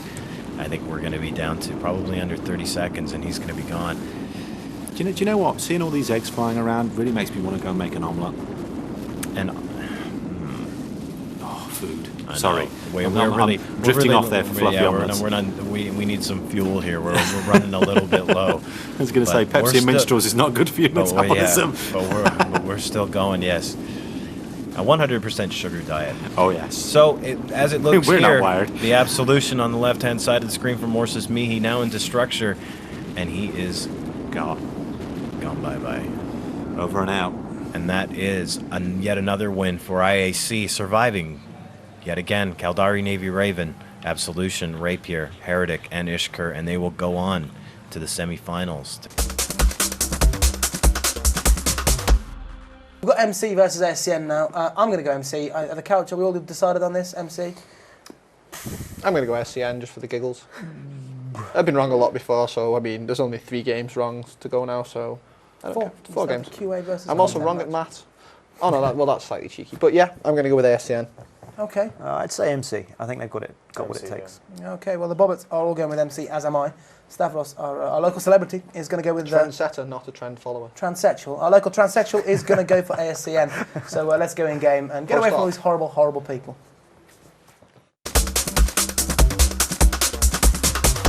Okay, welcome back to the first of the semi-finals, ASCN versus Mercenary Coalition. On the right-hand side for ASCN for the tactical overlay, fielding a Navy Megathron, Eos, Demos, Eris, and Ishka. And Sorry? I thought you were doing the Mercenary well, Coalition. you keep switching sides. Oh, well, I'm terribly sorry. Also, on the left-hand side, you've got Mercenary Coalition doing a Caldari Navy Raven, a Slipner, a Cerberus, and a Cerberus Flycatcher, and Ishka. Yes, thank you, folks. I do apologise. I'm completely wasted here. It's hot. It's late. And we have a countdown and the signal to begin. Target painters going across the sector. ASCN going target painting straight out. They want to light these people up. Wondering whether they're actually going for long range. No, it doesn't look like it. We've probably still got a close range setup. Having said that, though, Mercenary Coalition don't really have anything that will stop them going into their territory. No, It looks like the Demos is actually being target painted into oblivion, and they are unloading on that Demos because they, again, Stain Empire did this last time. They certainly didn't want that Demos going into their backyard, because we saw what happened when it did. It'll be interesting to see whether they can get across before it takes too much damage. Yep, Navy Raven is sitting quite happily. Can we just get an over that? Just double check what that is. No, the actual ship. The Ishka is nozzing the Navy Raven for Mercenary Coalition to obviously keep its cap happy. It's also got lots and lots of shield maintenance drones on there. Cerberus swinging round into position and just absolutely unloading on that Demos. And the Demos is just sitting there going, yeah, no problem. And he's going to come into their backyard and they are going to have a party. This looks like it's very evenly matched so far. So far, Mercenary Coalition clearly wanting to keep their range against these guys, not really knowing what to expect once they do get up close, but actually they may know what to expect after if they did watch in the fact, Stain Empire if match, they watch yeah. the Stain Empire match, We're they'll gonna know put them in a box exactly very what to quickly. expect. So keeping their distance and not really seeing much of a change in strategy here for Mercenary Coalition, but obviously not much of a change for Ascendant Frontier either. Yeah, Ascendant Frontier running in, piggybacking that Demos directly between the Eos and the Megathron, both giving it armor rep, and they are just going in escort fashion, and as soon as they get in range, pow time. This is when the damage dealing starts happening. I'm fairly certain within the next few seconds we're going to see Ascendant Frontier starting to unload. They've got to the range, and I think they're now going to basically start doing the damage. Megathron stopped, Eos stopped. Eos now dropping back to actually get a little bit out of the fight.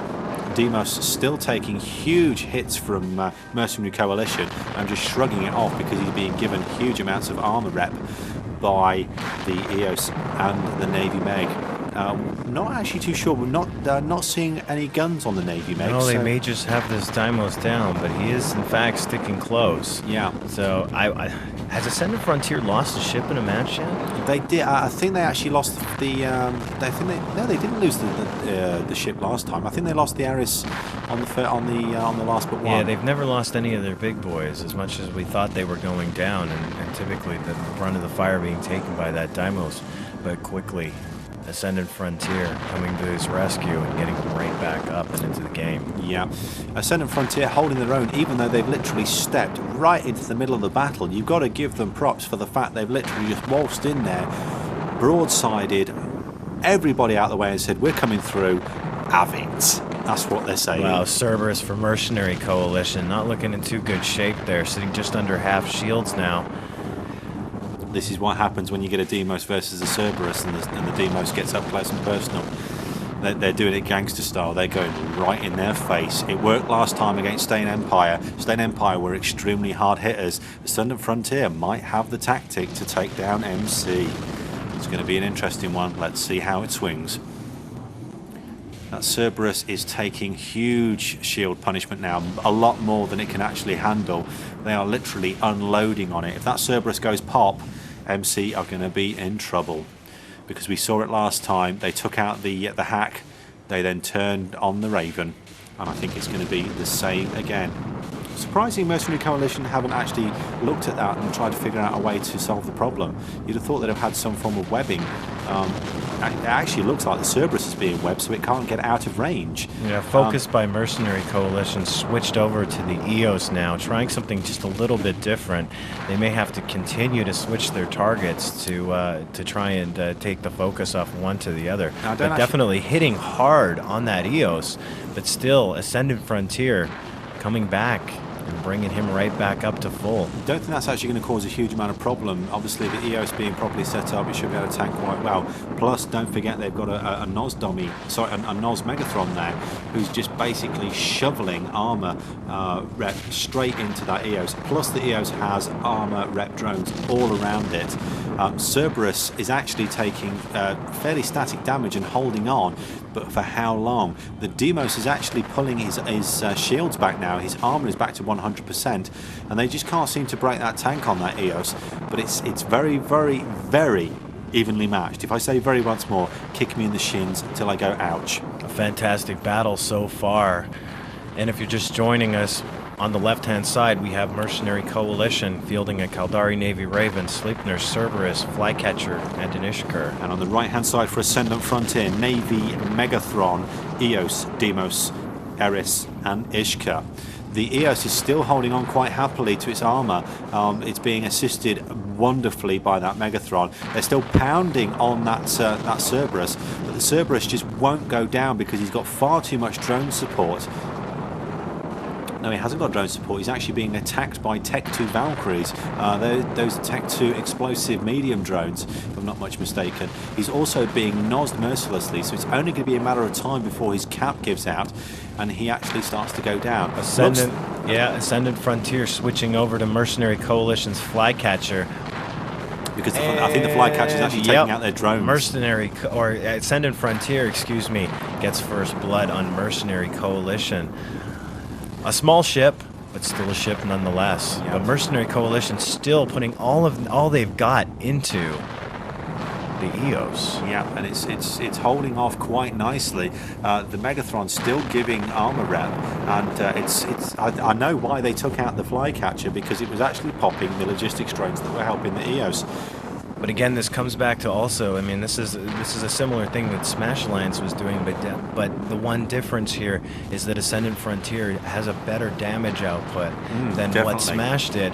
Now the tanks are holding, but as proven when Smash was beaten by Morse's Mihi, it was clearly just a matter of breaking that chain, and if one of these ships goes down, that's going to be it for Ascendant Frontier. I mean, I can understand why they want to take out the two little ones, because obviously they're really pushing hard on that EOS. Yeah, that Ishkar, if they can get rid of that, that's going to take out a few of the drone potential that they can actually send out, because obviously it might only be little, but it's quite a useful little ship in its own right. Navy Megathron still nozzing for all it's worth. Armor transferring to the EOS. The EOS is having a hard job actually holding on to its armor. It's taking slight hull damage now. The Ishka for Mercenary Coalition has gone down now, so it's actually a 5-on-3.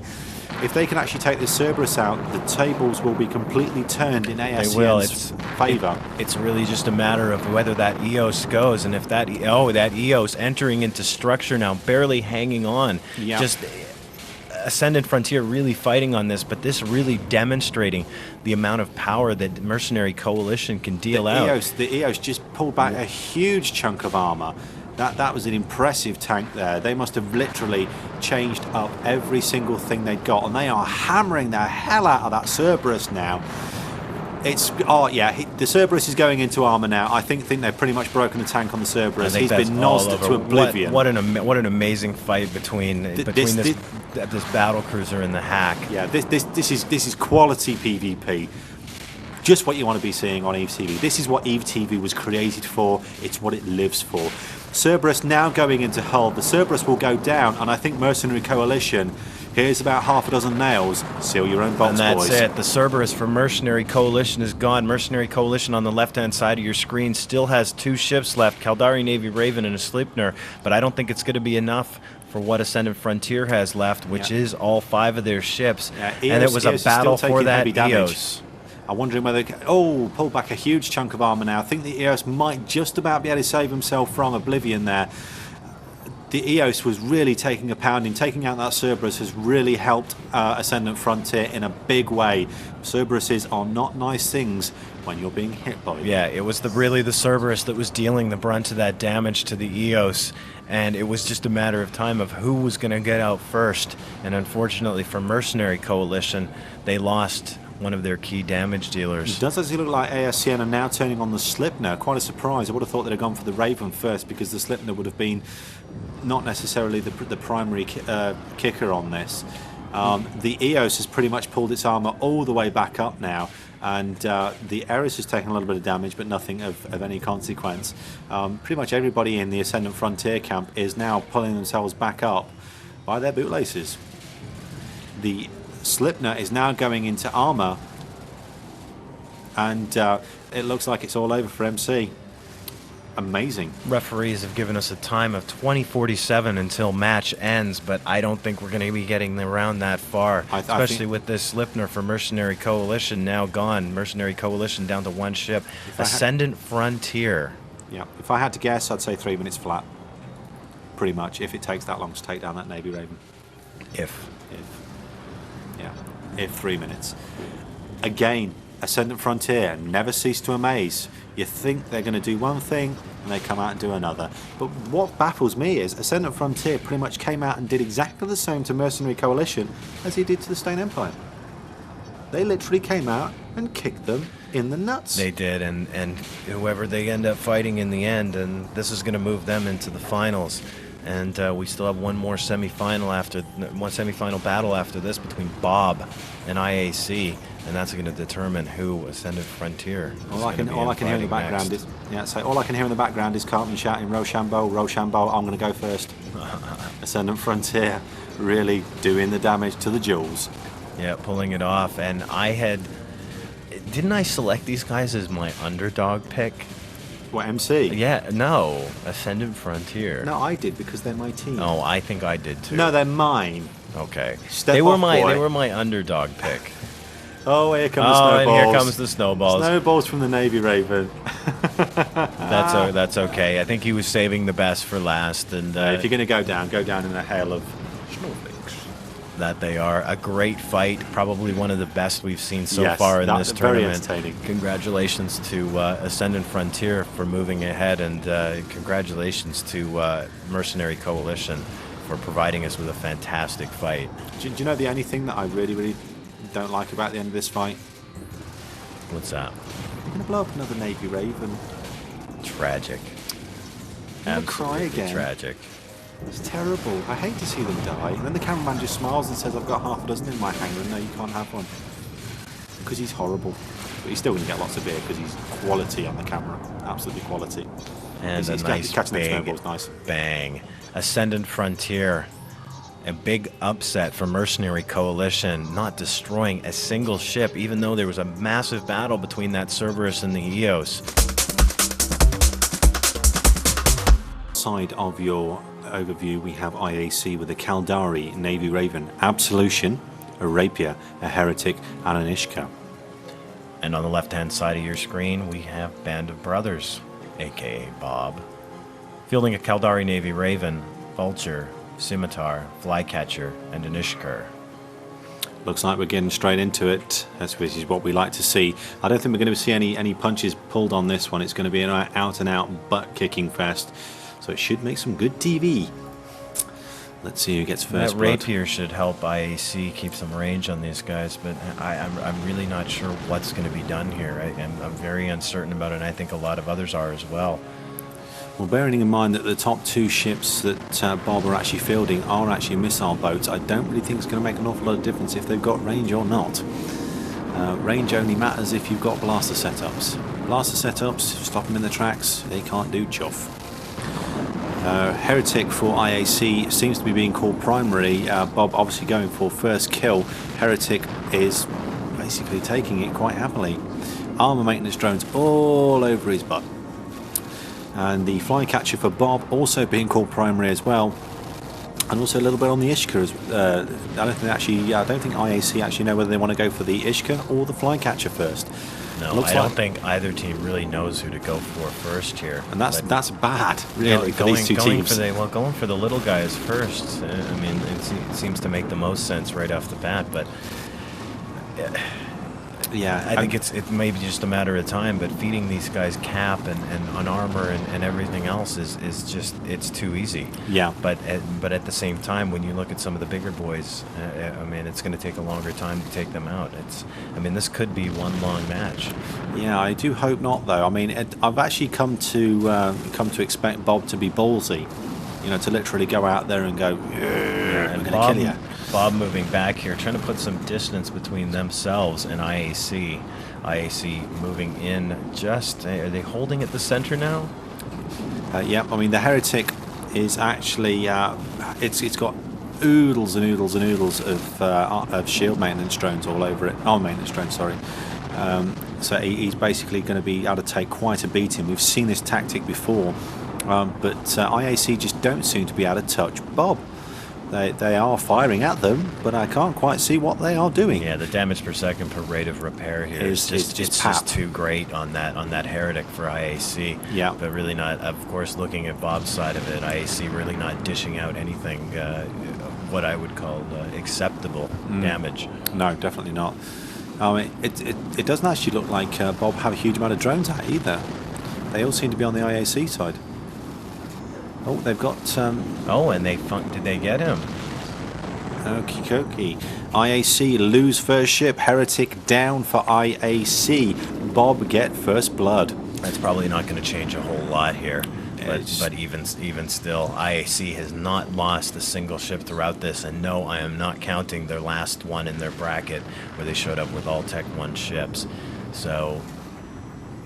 Yeah, that is the first official loss in their lineup, but I think that Bob may just have the upper hand here. Yeah, I think so. It's still amazingly enough, they're going for say. Tyrex Thork. They want that Absolution out of there. And this should be quite interesting. We've seen how well he tanks, but having said that, Bob do have the potential for giving really large amounts of hitting. So I'm wondering how much longer he will be able to hold out. Again, armor maintenance drones coming out of every orifice on that Absolution for Tyrex Thork for IAC. Bob's still sitting on all 5 ships: Navy Raven, Vulture, Scimitar, Flycatcher and Ishka. And on IAC, on the right hand side of your screen, they are on a Navy Raven, Absolution, Rapier and Ishka. They have lost their Heretic, and they are just pounding on this Absolution, and he's loving it. No, they're pounding more. It appears that Bob is pounding more on the drones. Yeah, they're I just looked up and saw one go pop. Just trying to remove them off the bat. There's really nothing that they can do until most of these drones have been removed, and this is going to remain more of a ranged fight. Interesting to see whether the Raven flown by Jim Rayner for IAC is actually going to give any support to this Absolution and vice versa. It looks like he's actually giving drone support to it. And he's also sending an armor rep to it as well. So again, tight teamwork, making sure that everybody's happy. The Rapier is also sending. It's just target painting, isn't it? It's target painting for IAC. Looks like the Absolution is really the only one, the Absolution for IAC flown by Tyrex Thork. You'll be familiar with Tyrex Thork because he's been on the sofa for quite some time over the past few days as a PvP expert. But he always had to go at tea time because his mummy called him for tea and then he had to fight people, which is nice, you know. Gunstar 0 for Bob, showing a little bit of fatigue here. Most we've seen so far, but I don't think it's really going to be enough. T-Rex Thork in his Absolution for IAC, sitting at about a half armor. It's really a game of who's going to go first, and in this case, the more important ship here. And what happened to the Scimitar? That just got vaporized. Whoa, Bob losing two ships. Am I lagging way behind on this? I don't think so. I think they both just went pop at the same time. Either that or... I'm not sure exactly what happened here. See if we can know. Their Scimitar, oh, Bob's dear. Scimitar has crashed. This is the second crashed. Scimitar that's crashed. This is not looking good for Bob. Oh dear, Bob losing two ships. The Scimitar was really the heart of Bob's strategy. Yes, very much so. TWD in his Ishka is now being taken apart. Often seen TWD in a pod. I really think he wasn't planning on doing that today. Obviously with a 5-man team you can fend off a little bit better in a small ship and utilise them and keep them a bit more safe. But I think it's all over for Bob now. Now they've lost that logistics ship. That is very, very bad luck. But unfortunately that's the way the cookie crumbles. If you get disconnected, it's happened to a couple of people today, you pretty much die. Oh, this is a really big hit for Bob.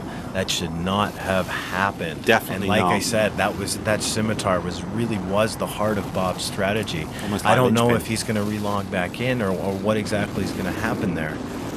This is really an unfortunate change of events. Definitely. Apparently Lamond is saying, I will enforce the rules here unless IAC agree to him coming back. So it's going to be, Tyrex Thork said no implicitly. Do you blame him? No, not really. If you've got a chance to go through to the finals because somebody disconnected, you're going to take it. It's a weakness, it's a chink in the armour, shove the sword in and twist it, why don't you? Wow, this is going to be completely unexpected here. Bob really being at the top to win this and losing the heart of their strategy through no fault of their own. Through no fault of their own, but unfortunately due to disconnects he really didn't. Yeah, and as KO Sony had said in local here that it had happened earlier in the day, but when it happens in the middle of such a crucial match like this, yeah, it really is unfortunate. It's going to mess you up so badly. Pretty much unloading on DB Preacher now. I mean, what can Bob really do? They've got very little hope on this. The IAC pretty much outgunned them 2-1 now, and obviously IAC still holding on to a Navy Raven, an Absolution, and a Rapier. Those three ships alone against a Navy Raven and a Vulture is no match really. You just got too much. Having said that though, Tyrex Thork still being hammered in that Absolution. I don't think they really want Tyrex Thork to walk out of here in his ship. They want that boy in an egg. No, he certainly isn't. But I mean, even if it does end up boiling down to KO Sony in the Caldari Navy Raven, I think that's going to be interesting to see how much he can actually tank of them. Yeah, I would actually be very, very impressed if Bob actually managed to pull this back, because it wouldn't be the first time. I mean, we thought Chaos had Bob licked last time, but they literally pulled it back. It was 2-1 at one point in the final, and it swung in their favour. But Tyrex Thork is still taking damage. But he's not. I mean, he's looking okay here right now. But DB Preacher on the left-hand side for Bob in the Vulture, still hanging on to it as well, getting some heavy support for KO Sony. It's nice to see that they can actually hang on, given that they've lost their Scimitar. Yeah, I mean, this is when you work out whether you've got a team that know what they're doing, as opposed to a team that just go, and they just all fall apart. At this point right now, I'd love to see Bob really persevere and come back to at least take out one more ship, and if if it would even be possible to attempt to win this match. Yeah, definitely. I mean, they're chipping away at Tyrex, but not enough. I mean, he's got 2 armor rep beams on him at the moment, and they are holding him together. I mean, Tyrex basically being bubble wrapped at the moment to stop him from being hurt. Not stopping Bob from having a good go at him though. They want that boy in an egg, and I think if they keep going at it, they might just get their wish. I think they're doing a little bit more damage than he's actually repairing. I'm trying to look closely as is humanly possible to this. It is. It's a really tough call as to who's going down first. This is really a battle of the stronger tanks. I mean, did you really think that the fact that they're hammering on Tyrex is personal? Or do you just think it's tactical? He's actually taking hull damage now. It is, I think, more of... This is amazing. It is actually, I think, more of a tactical move here. I mean, the Vulture clearly, I mean, given the gang modules that a Vulture or any of the command ships can handle, can really give a boost to your team. While I may have figured that the Scimitar may have been one of the hearts of this, to be able to alter this on the fly and hang on to it like Bob has so far, really showing very little signs of any fatigue here. Is nothing short of amazing. But T-Rex Thork, unfortunately, seems to be coming right back up again. He's actually got 3 armor reps on him now, so unless Bob actually managed to get in there and take out one of the lower ships, I don't think they're going to take him down. They either need to flinch and switch, which I think they should have done probably about 30 to 40 seconds ago. Really what they should be doing is unloading on that Rapier.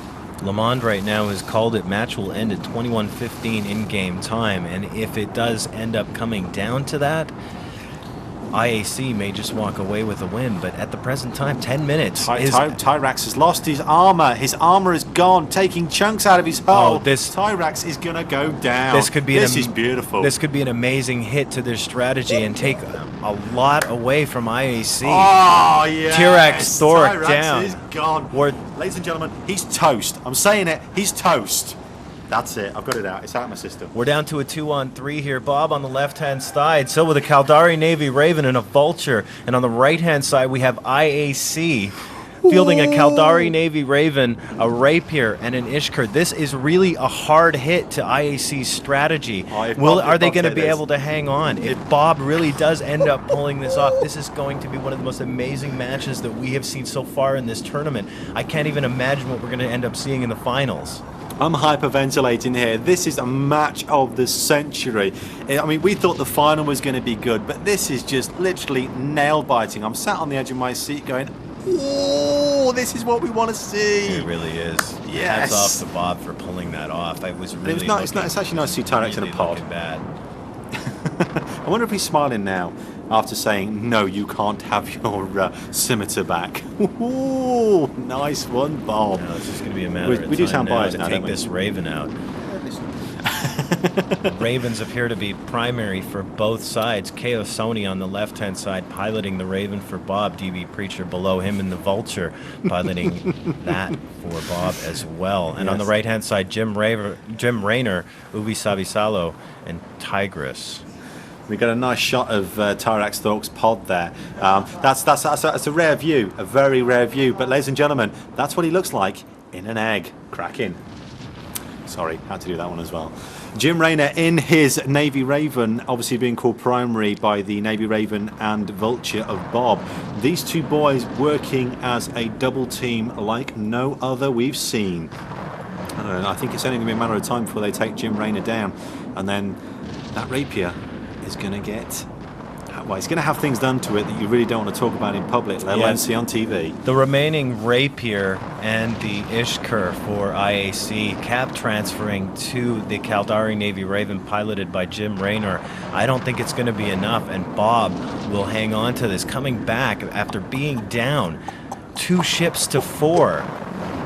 Sorry, I'm just sitting here laughing my arse off. IAC obviously thought they were quite happy and they were going to take this, no problems at all. And Bob have literally just turned around and gone, take that, boys. Wow, what an amazing comeback. I don't think I could have asked for a better match. No, definitely not. I've got a huge grin on my face now. This is what we are tuned in for. You are seeing PvP pilots that can do things you would not believe. Jim Rayner and his Navy Raven putting up a valiant battle, but unfortunately, since the linchpin of the Absolution has gone, all the gang modules are now out of play for IAC. It's just the Rapier, the Navy Raven. Oh, and don't forget the Ishka, flown by Tigress. Always manages to help out there, giving cap transfer directly to that Navy Raven, but it's not enough. He can't tank the amount of damage that the Vulture and the Navy Raven of Bob are dishing out. Obviously Bob went for a reasonably good damage output, and it has proven to be good. We thought it was bad news when they lost that Scimitar, but I think it just really... No, it really wasn't, and it was awesome to see Bob come back and really persevere against that situation, which I mean is extremely rough. And it was that Absolution piloted by T-Rex Thorpe really was the heart of that operation, and the Rapier being probably the secondary. But now with the Caldari Navy Raven on its last legs, I think this is going to be it for IAC. I really honestly think that when that Scimitar pilot disconnected, it pretty much turned Bob really pissed off, and they went all Incredible Hulk on IAC, and it was smashing time.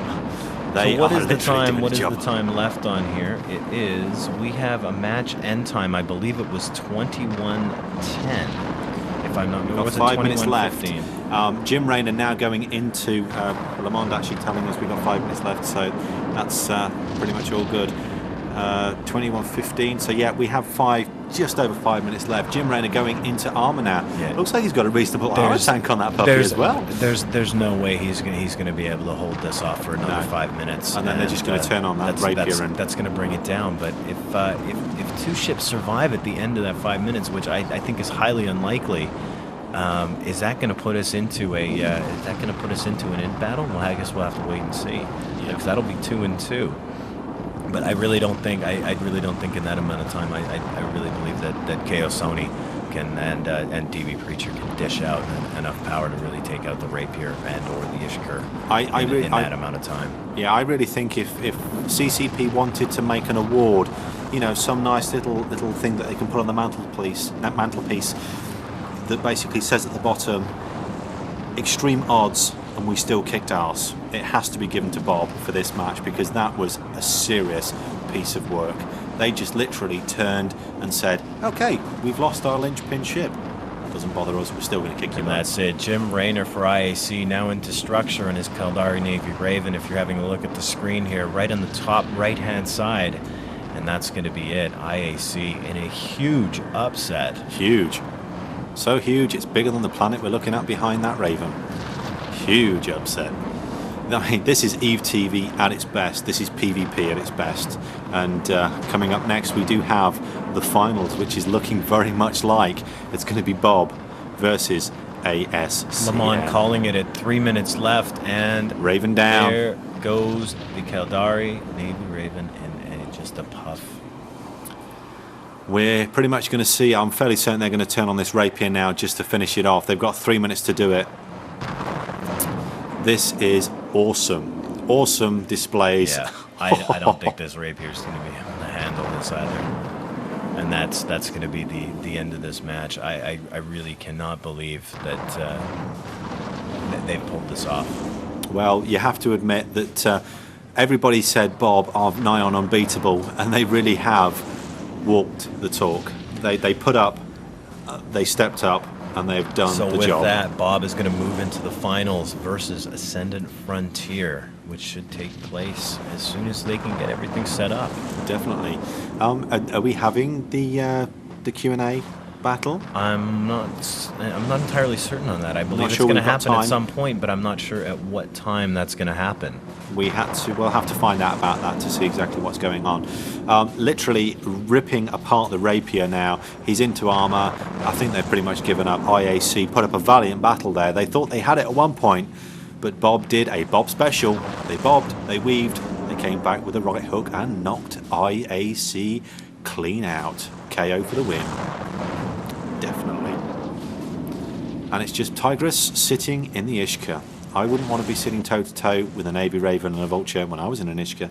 That'd be scary.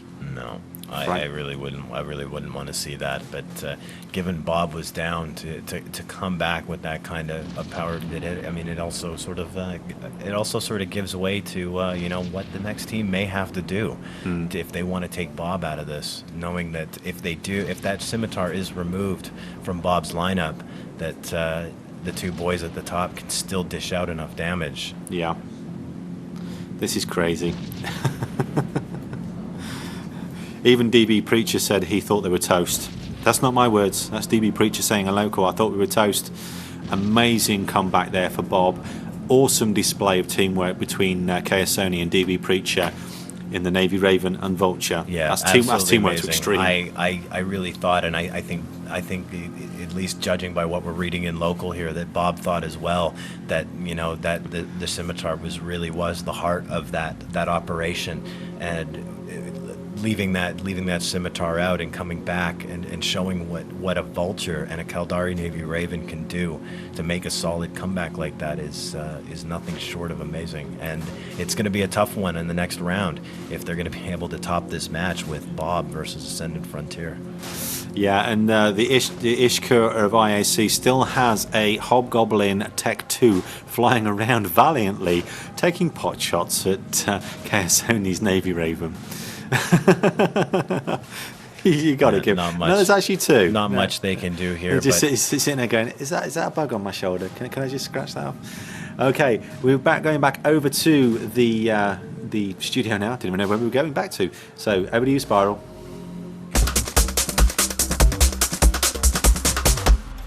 We're down to the last fight. How are you feeling, guys? Stavros, I know you're really quite a sentimental kind of guy. How are you feeling about the fact that after this, it's all over? A bit emo, really. Yeah? But, you know, I might go and cut myself a bit. Cut yourself in the right places? Yeah, you know, with some safety scissors, just so I'm attention whoring, not actually going to do any real physical damage. Might make a MySpace, blog about it a bit. I love how any question you turn into dissing a group of people you don't like. That's Yeah. one of the things I love about you. I know, and so much more The as fact well. that you're submissive was one of the other things I love about you. It's your turn tonight. Yes.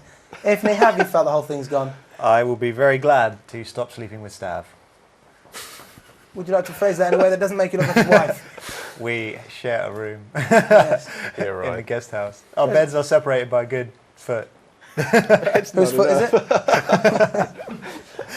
No, it's been good having you on here, guys. Well, Ifni, definitely been good having you on here. Thank you. He touches me when I sleep. Yeah, you're lucky. Leitari, how's it been for you? You've only been on our afternoon, haven't you? Yeah, it's been great. Yeah. It's nice to see how it goes here, and hopefully next year it's gonna be better. Yeah, well, thanks.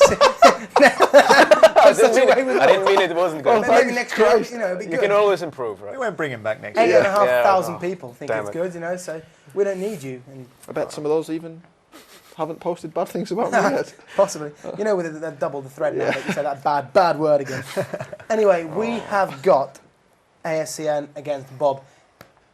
We've kind of downplayed the fact a bit. We said, oh, ISC Bob was the big fight, but I still think this is going to be quite a battle of the Titans. Let's hope it doesn't turn up and one of the teams doesn't fold. Combination of nearly 100 fights. Yeah. You've been sat there working that out, haven't you? No, I just looked at the numbers. We had them all numbered. What, 2100? Yeah, shut up. That's a time. Yeah, there's been 2,100 fights so far. Look, they Or were numbered 21 yesterday.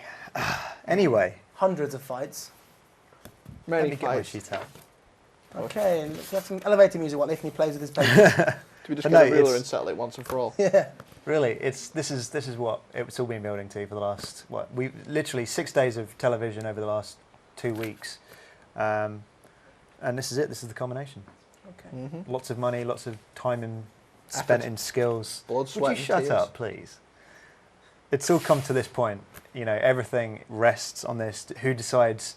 You know, this is what decides who gets the prize of the tournament.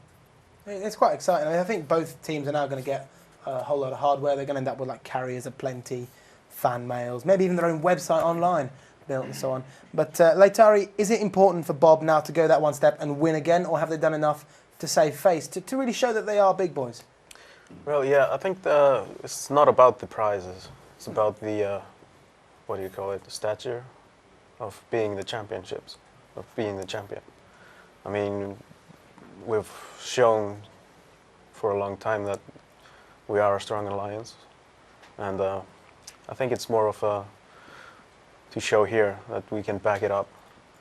everywhere. Okay, yeah, I definitely agree. It's very much about the public side of the alliance, maybe, because people who, live in Empire all their lives, and no bad thing to them, if they're mining, producing, mission running, whatever. If they've never dipped their toes into 0-0, they'll have heard of the name Bob, they'll have heard of ASCN, definitely these two, they'll have heard of MC. But actually see them out there, trading bullets with people, it's quite a good thing to do, isn't it? Yeah, I think it's great publicity. Any publicity is good publicity, unless you through a match and that's probably not such good publicity, and then horribly lost the next round. Look like a tit now. Yeah, big hairy bearded tit. But it's like it can't do them any harm. I mean, a lot of these alliances, it's not like they need more members. It's not like they particularly need anything from it. But reputation is a lot in Eve. I mean, we've all talked up the reputation Bob had coming into the tournament. A lot of corps had a lot of rep coming into the tournament. Some of them are leaving with slightly less. Some of them are leaving with slightly more. I mean, MC did a lot better this year than they did last year. They didn't look quite as stupid as going out in the first round. They gave it their best. I think anyone who came this far today and I hate to do this, but with the exception of IC maybe, but everyone who's got this far has really proven that they know how to fight. Most of the teams today have done really well to get where they did. And it's good to see. Just to gauge, I mean, 8,500 viewers is nice, but it's just a number. Just to gauge of how successful we've been. I know that some GMs have cancelled trips to be around here to do this, some devs, sorry. I know that one man didn't go to his friend's wedding today so that he could watch this. That was yesterday, sorry, and then got in trouble with his wife when we delayed because the TQ was down. Leyland Solaris says that we owe him a Dominic's in a pod because he was sat in a safe spot in 0-0 watching ETV and tapped back to it and got podded. The old scanner probes, eh? Absolutely, yeah. So it's a matter of success, knowing that a lot of people are in trouble because of us. It warms my heart. Yeah. And I got a carrier out of it. You got a carrier out of it. Always a good thing. I got my And you main owe me 100 revealed mil. to two very big angry alliances. And you owe me 100 mil. And threatened, yes. And you owe me 100 mil. 100 mil, yes. I think it's safe to say I got 3 people send me pictures of their boobs in the post. Well, probably not pictures of their own boobs, but pictures of boobs they found on Google image I bet search. their parents are really, truly proud. Well, yeah, absolutely, yeah. And for another billion, I will quite happily release those on the internet, unless you send me more. And then I didn't get anything. Well, you got laughed at by LV, did you not? A lot. Yeah. And stay in Empire. And now they're out. And Leitari, what did you get? What did you profit out of this? We got a cool T-shirt. Yeah, that's about it. And half a beer. Half a beer. Yeah. Yeah. I Half a dare say really we weak might beer. give you another one at some point. Sweaty shorts Beer. and Sweaty? shorts. Pants, I think he means. Okay, right. There's the final coming up now. And the prize is Wyvern. It's the Mothership Caldari one. There's a lot of carriers as well. And Caldari Navy Ravens, as many as you can carry. And Leitari's sweaty shorts. You can take those with you as well. We're pretty much ready to go in game. I'm just going to double check. Oh no, 10 more, he says, Lamond. I think the thing is he was supposed to be organising the match, but he was too busy crying in the toilet about the fact that Too he busy lost. self-destructing. Absolutely. Boo-hoo. So let's talk some more. We've seen some great fights. Any particular fights that stick in your mind, Ifney? I'll go to you first so that Stavros can think of some insults. I would say, actually, one of the recent ones, the MC versus 5. That was a real upset for me. I was expecting the 5, to almost go the distance, and then we'd have the Bob, I don't want to say A team and B team, but the 2 Bob entries, essentially, fighting off against each other. And to see them go out quite so quickly was really kind of, I won't say shocking, because it wasn't quite, but, surprising. And the lack of some teams, they just didn't want to turn up and forfeited their CNR like Iron did earlier on in the first round was really, I was expecting more from alliances with their history, really, like Red or Shrikant. So yeah, some things have really surprised me in a positive way and other things in a negative way. What about you, Stavros? Anything that's really stood out for you in this tournament so far? Are we talking good matches or bad matches? Good matches, bad matches, something that we can talk about to fill the time while Le Monde organises the next match, really. Okay, cool. I won't touch on the Bob match because we all knew that was an amazing game. I think I was very pleased to see the Ascension versus Stay in Empire match as well. I thought that was a great match. I think we finally saw Ascension get their strategy that they've been trying really went down well. That was really pleasing to see. I don't know. It's quite hard because we've seen so many games, and there's been quite a few good ones. I mean, most of them just went to plan. Most of them were just like you could have picked the winner out beforehand. What I'd like to see next year is some kind of maybe a seeding system, so some of the better teams maybe get straight through to this kind of knockout stage, as opposed to having to plough through, like wade through noob teams. Well, I won't be harsh. Not teams of lesser standing. So maybe we get some more interesting fights in the early stages. But I think just hats off to everybody that managed to field a full team, for all the games, because I mean that in itself is a massive achievement, because you've got the logistics, both real life and in game, to get 5 people, 6 people sometimes if you need a sub, with ships at a point at a certain time. and I think it's just all worked amazingly well. I also have to give props to both Tornsoul and Umber Zombie for their betting Yeah. and the Grief Watch. I've just loaded that up, in fact. PvPtournament.griefwatch.net. It's a kill board that anyone can use, the standard version, which is just griefwatch.net, I think. But they've set one up especially for this, and it keeps track of who's died and who hasn't and so on. That's what a kill board does. But they've also got like a special little thing on the side which tells you the most successful pilot. Now, we checked it yesterday afternoon, I think, and there was one person It was Dre, I miles ahead. believe. It was Dre. Dre is still sat on 14. Now, I am rubbish at this. I've forgotten. Dre, who does he fly for? Finite Horizon. Well, it was Finite Horizon, but So- now he's currently in the Red Skull. So he Flying can for no it. longer get any more. No. And there's also Erlin on 14. Erlin, have an idea who Erlin flies for? So we could have a draw. We have 2 pilots on Erlin. That's okay. In There's fact, actually, I could probably click on it. Let's see how well they've coded this, shall we? It should actually give you the corporation. Body Count Inc. Ah, Mercenary NC, Coalition. isn't it? So we have 2 pilots on 14. So unless the next person is Jim Rayner, he is also out. Nick Curso, he's on 10. But this is assuming everyone's yeah, posted their submitted the mails. kill mails, Yeah, they of might course, not have done. absolutely. So I think we've probably just got those 2 left. We'll see what happens, really. The person who gets that, of course, will get one of each hack, which is quite a special prize. I wonder if the 2 people end up. It quite with the nicely highest. divides down the middle, doesn't it? If they do. Well, I I'll don't know. take this Does half it, of do the they pick Ishtar. one each? Well, does one get the 2 Galen and the 2 Mimitar? Possibly. Since there's a price difference, there may be some contesting over, who gets which one. Like, Cerberus. I think when it comes to the Yeah. internet, people are always going to bitch. Basically, yeah. So there's going to be a fight, whatever. Right, we are going to go through to the next match. Do we want to call it, or are we just going to leave it and enjoy it? I think we should just leave it and enjoy it for this one. Okay, I think Bob are going to win. that was a good way of Okay. leaving it. I know, absolutely. No, I honestly don't know who's going to win. I still don't want to get caught up in the propaganda machine. I think we're just going to let it go and see what happens. Good luck to both teams, and congratulations to everyone for getting so far. And let's go over to X-Man and Zod for the final match of this year's tournament. That's right, ladies and gentlemen, the moment you have all been waiting for, the finals in the Second Alliance tournament for EVE Online. In the finals, we have Ascendant Frontier and Band of Brothers. On the left-hand side for Ascendant Frontier fielding a Navy Megathron, EOS, Deimos, Eris, and an Ishkur. And on the right-hand side for Band of Brothers, a Navy Raven, a Vulture, a Hugin, a Flycatcher, and an Ishka. Okay, we we're about also- ready to go. 5, 4, 3, 2, 1. Okay, boys, let's get it on. The final. 6 days getting here. This is it. And you might also take notice that Kochman, who was flying the Scimitar before, has switched up his ships, and they now have thrown in a Hugin. I think Bob underestimating really their strategy and changing their tactics on the fly to support each other between Chaosoni in his Caldari Navy Raven and DB Preacher in the Vulture, really pulling off a great ASCN's EOS has actually been called primary and is taking a huge beating. But again, Armour Tank, we've seen the EOS, but especially ASCN's EOS, pull back from horrendous damage and be quite happy about it. Do you think the Hugin's going to cause ASCN a huge problem? Yeah, I mean, I really don't see how ASCN are actually going to manage to do this if they can't get rid of the Hugin, and obviously they can't do that unless they can get up close and personal. It's the chicken, it's the egg. Yeah, the EOS for Ascendant Frontier, the primary focus of Band of Brothers right now, but really negligible damage. Nothing really happening to them. Yeah, Coming down and being ripped right back up again.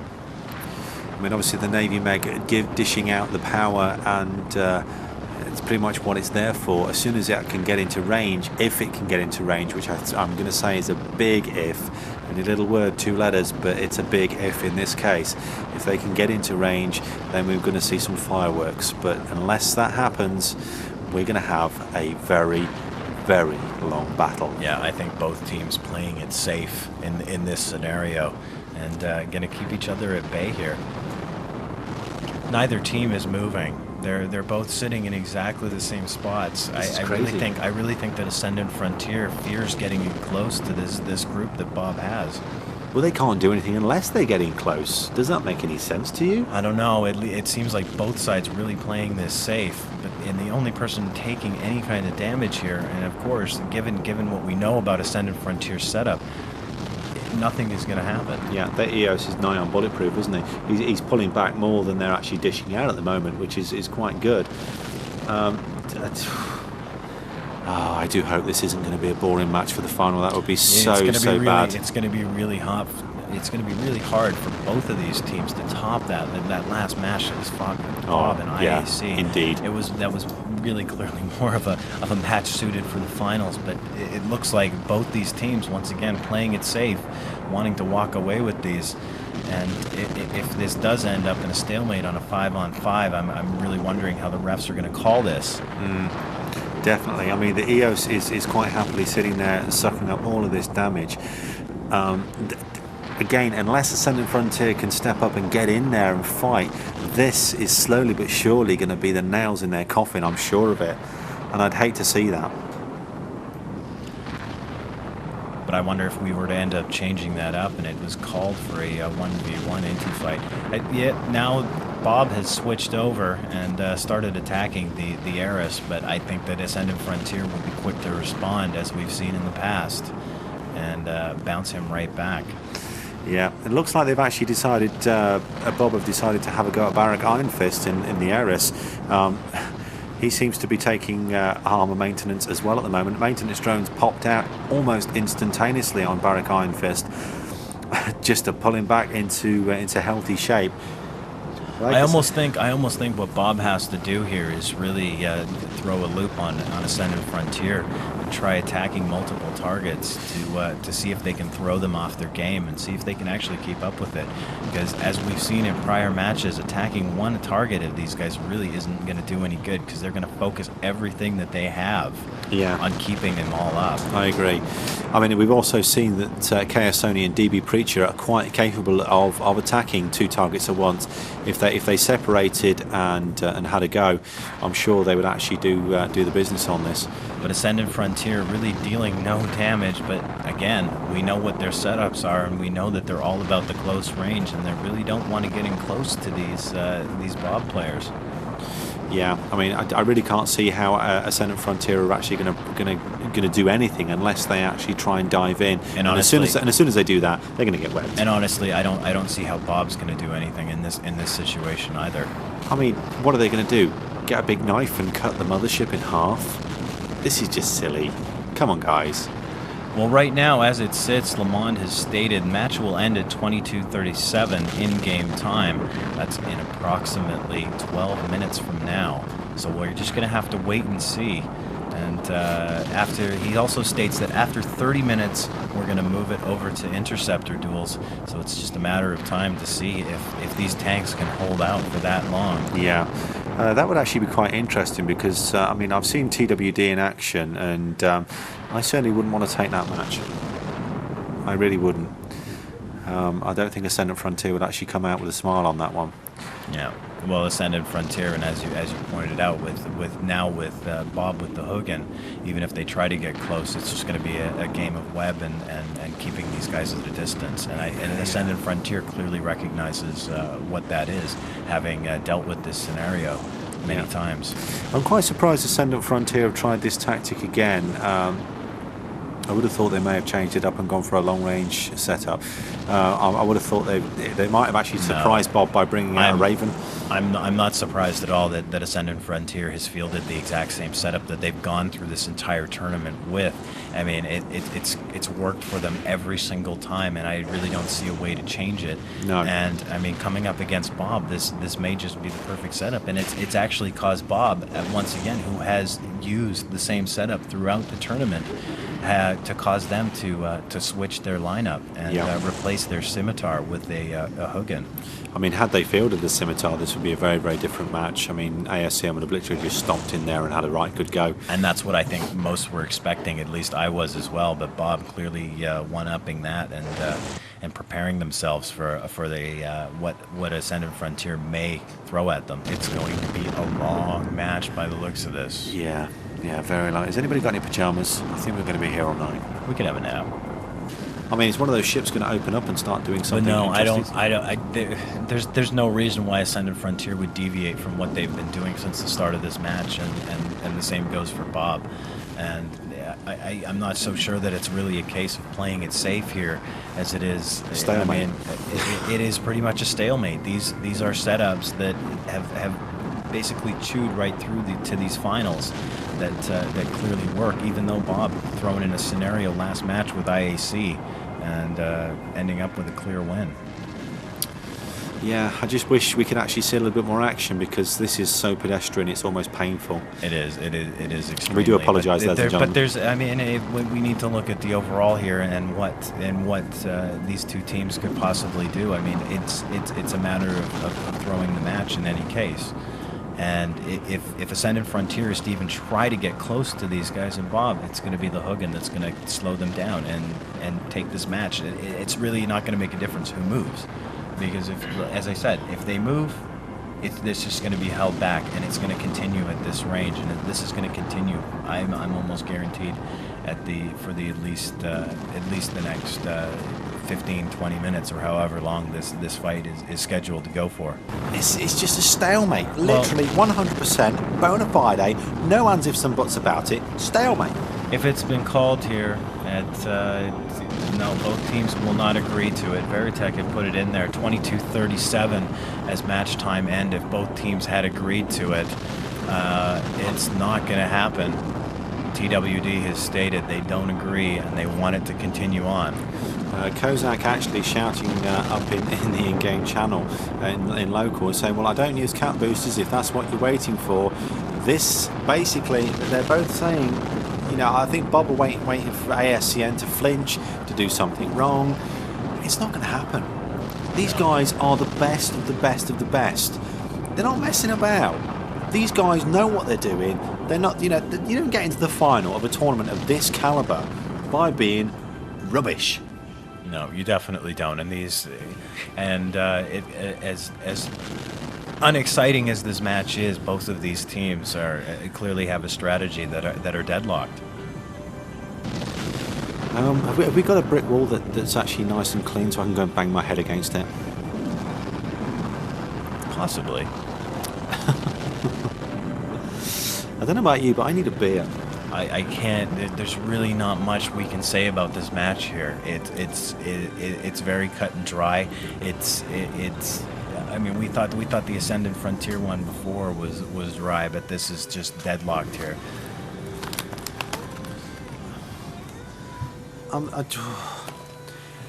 I really don't know what to say on this. I mean, it quite literally is the worst final we could have had. I mean, obviously, if it goes to 30 minutes, we are literally going to have interceptor battles. It's really. And that's the only way we're going to see some action, really.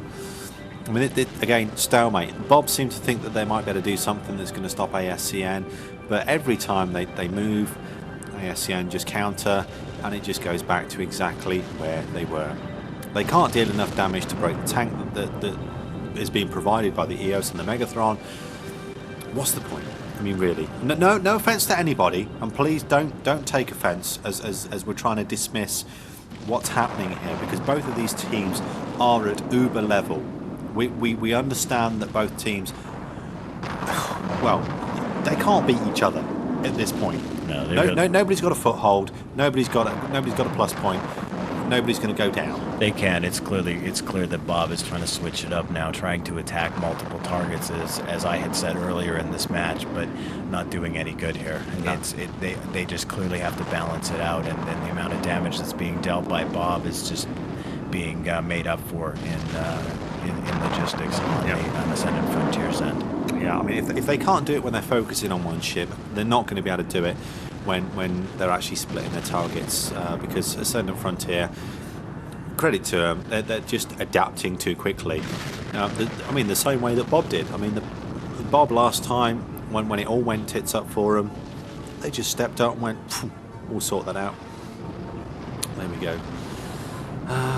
Both teams have their interceptors set up. If not, you might want to start now. Remember, any pilot of your alliance can represent you, so we could have any one of the 5 pilots from ASCN and any one of the 5 pilots from Bob going into an extra time. Well, no, actually, it's any pilot in the Alliance can represent. Good grief. That is... I don't think that's quite what he means. I think he needs to reword that. Time has been extended another 10 minutes. To 22:47. Yeah, 22:47 is the end time. This is really not going to... It appears like it's not going to go anywhere. But we can sit here and hope that maybe somebody will in fact go down. Do you know what I really need now? There's a piece of music that I've often played on my shows, and it's called Vision On, The Gallery. Have you ever seen that?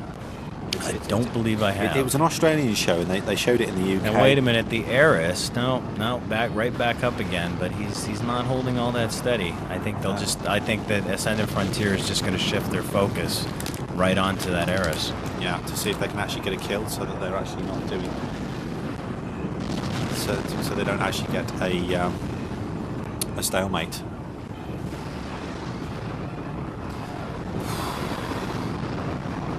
Crazy stuff, people. Crazy stuff. We hope this wouldn't happen, but it has. It has. The Heiress pulled straight back. Again, ASCN adapted. Resistance is futile. Well, obviously not. Or maybe. Yep. So on the left-hand side, ASCN fielding Navy, Megathron, EOS, Demos, Eris, and Ishka. And on the right-hand side for Band of Brothers, Kaldari, Navy, Raven, Vulture, Hugin, Flycatcher, and Danishkar. And this match is going absolutely nowhere. Thank you. See, that's double team. That's teamwork. That was perfect. We're tight, man. Yeah. I just think we should be after 6 days of this. We've been working hard at it. Well, you have. I've been sat on my arse playing E. Yeah, something. Yeah. I must admit, I do have to put my hands up and say Zod is the man that's pulled all the information together. He's even put it together for the guys in the studio. He's worked tirelessly for at least 4 days. 3 days in the middle? I can't remember.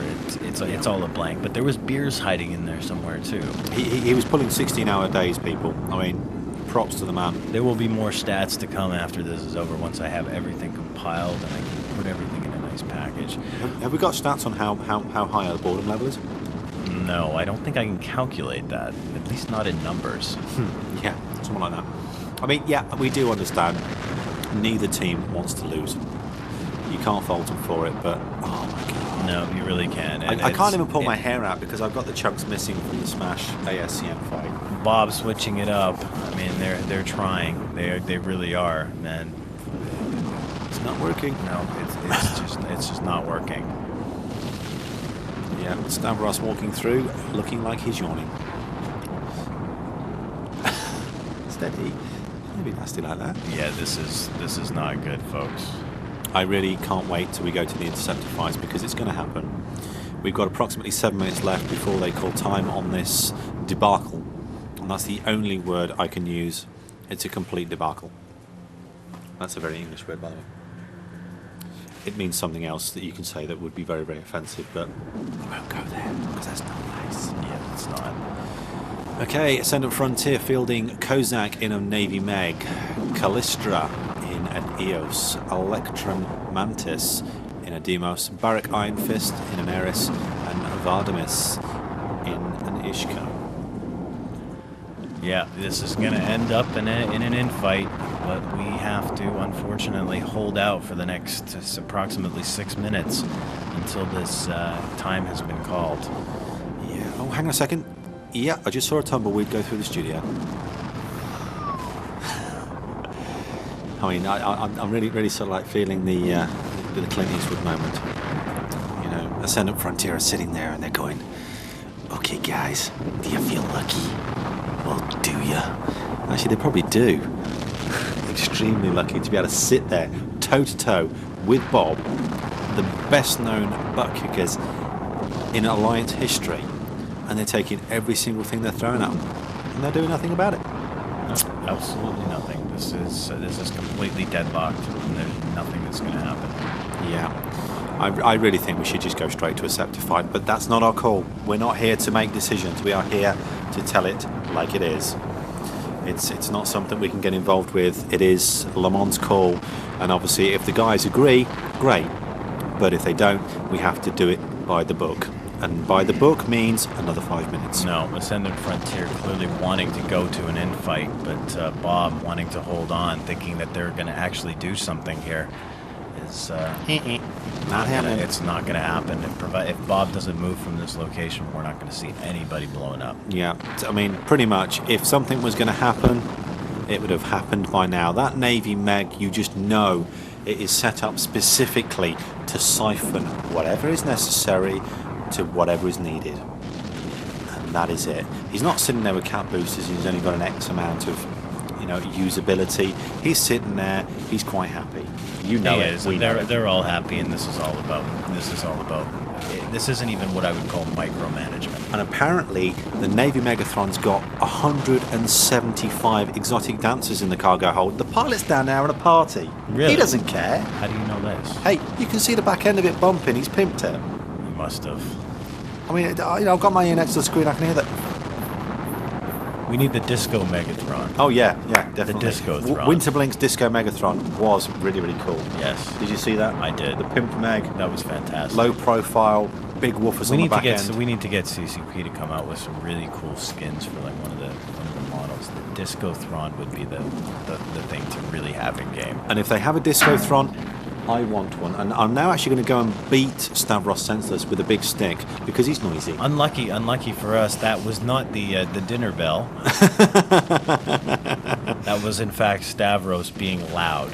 I was just going to say, if CCP do actually come out with a Disco-thron, I think I should really have one with a nice set of 1210s in the back so I can mix it up in space. That'd be quite hot. Cool. Yeah, that'd be really hot. cool. You can have DJ X-Man in the Disco-thron giving you big beats while you're mining in your belt. Flying around, yes. I mean, I wouldn't charge, I need to charge $1 million, $2 million, for the evening. Come round there, give me some beers. It's all good. It's been called by Veritech. 2 minutes left in this. I would love to say exciting, but I really can't bring myself to do it. Oh dear. Do you know, a friend of mine actually asked me to try and put 3 words into the matches today. I've managed to do 2 of them. What was the third one? Can we get that third one in there now? Well, you see, the thing is, it has to be in the right context. Yeah, it does. I mean, I actually Wikipedia'd it, and in Fleet Command context, it would actually make sense because he actually said, can you put the word multiplexing in? And multiplexing would be transferring various data streams in one packet. So it's actually protected in transit. So I suppose, if you multiplex Fleet Command, it means you're just sending lots and lots and lots of stuff in one packet. So there you go, multiplexing. The other 2 were cheesecake, which not a problem for me because I love cheesecake. Do you like cheesecake? I didn't do cheesecake. I shouldn't talk about food. I must have missed cheesecake. See, I slipped it in there. It was so smooth, you didn't even notice that it wasn't supposed to be there. 1 minute remaining in the match. And yes, we're begging for it. Yeah, and the final word that I was asked to slip in there was encapsulate, which again is another data transfer thing, but it's to hide information. I'm clearly not hearing you say these things. No, I must have missed them. It's smooth. You see, I speak at such a rate of knots. I've got rubbish talk at level 5 with advanced bullshit at level 5. Sorry, I did just say that, but it's the only way I could say it. But you got it out. It's true. So I have actually said all 3 words. Multiplexing. And hopefully we're at time, or we're pretty damn close to it. Yep. Pretty damn close. This should have been called a long time ago, and as I said, Ascendant Frontier was 10 willing seconds. to do it and turn it into Praise an infight. be to the Lord of the countdown. Clear. I think it was clear at the 15-minute mark that this fight was really going to go nowhere. Actually, even earlier than that, I think it was pretty clear that it was going to go nowhere. Do you actually think that it's going to be really, really good to actually see an Interceptor fight? It's going to be a little bit more tactical, a little bit more out-and-out skill. Well, I'm kind of happy we're actually seeing one, but it's cool. But I'm not happy about we seeing had to sit through 25, 30 minutes of given the that. given the circumstance of what we've had to do to get there. There's really no excitement in this battle. I do actually think we're actually is that a Leviathan? No, is that the mothership? That's the Wyvern. That's the mothership, isn't it? Is that the top prize? I think it is, yes. I think that's the prize that the winner will get. Apparently, obviously, Bob already have one of those. They were given one at Christmas because they did a convincing win over Chaos. it might not be that way. Now it's a very, very level playing field. It's not even going to be a tactical outfit now. It's going to be a matter of who can hit the other pilot harder and faster. It's going to be an out-and-out bitch fight. That it is. So I think I don't know what's going on with the infight. Are we going to go to Studio for 5, or are we just going to wait? Or we're trying to get information from Le Monde.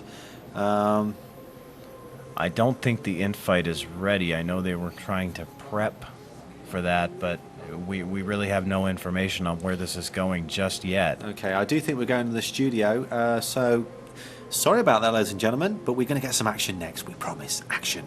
Over to you, Spiral.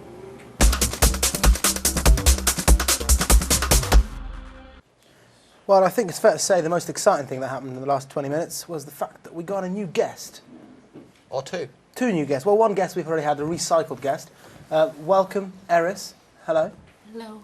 I think this answers many, many questions that people have been asking on the forums. Welcome to the show.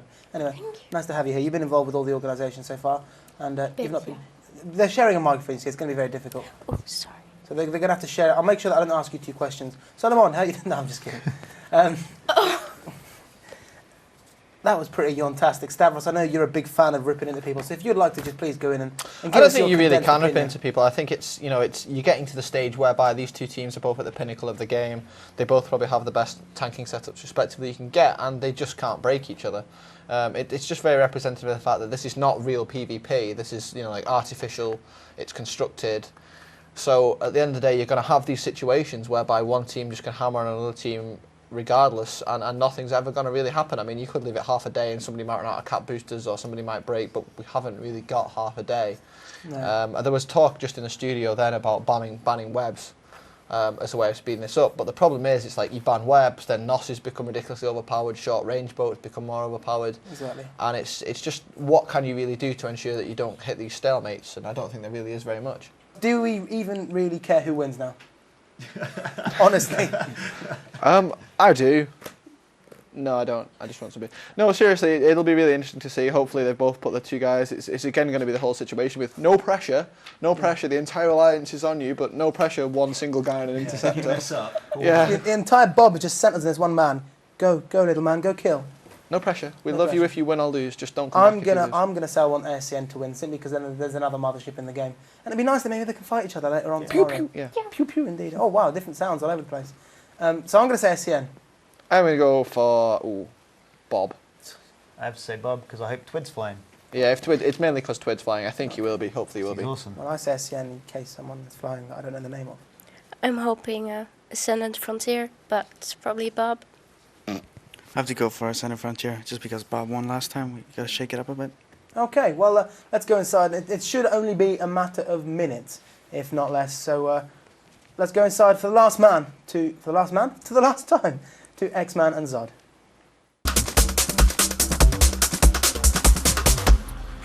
And welcome back. This is the Interceptor battle. For one moment there, I thought Spiral was never going to shut up. We've actually got a beautiful picture of Le Mond's corpse, frozen in space. We've got a crow battle coming. This is going to be a long one. Yeah, it could be. I mean, we're looking at most likely rockets versus rockets, MWDs ablazing, and flying tightly in a fine circle. So Yeah. we'll have to wait and see. But hey, you never know. We might be surprised. We might be we surprised. might get a nice surprise out We of it. can only live in hope. Thanks, guys. Sounds like the pub's open. Are we invited? I think not, but on the left side of the screen we have Ascended Frontier in a crow. And on the right side we have Bob in a crow. Mr. Fix is flying the crow for Ascended Frontier, Gunstar Zero flying for Bob. Here we go. They've started the merry-go-round. It's a loopity-loopity-loop time. Who's going to go first? Oh, we've got a target painter. Someone's got a target painter out. Someone knows what they're doing. Oh, and first Ooh, hit by Bob. Yeah, Bob hitting Mr. Fix quite heavily there. Crows don't last very long when their shields go. And his shields are gone. Looks like Bob really know what they're doing. We might be surprised on this. Quite Yeah, we were badly expecting surprised. a little bit of a longer match here. Have we seen him?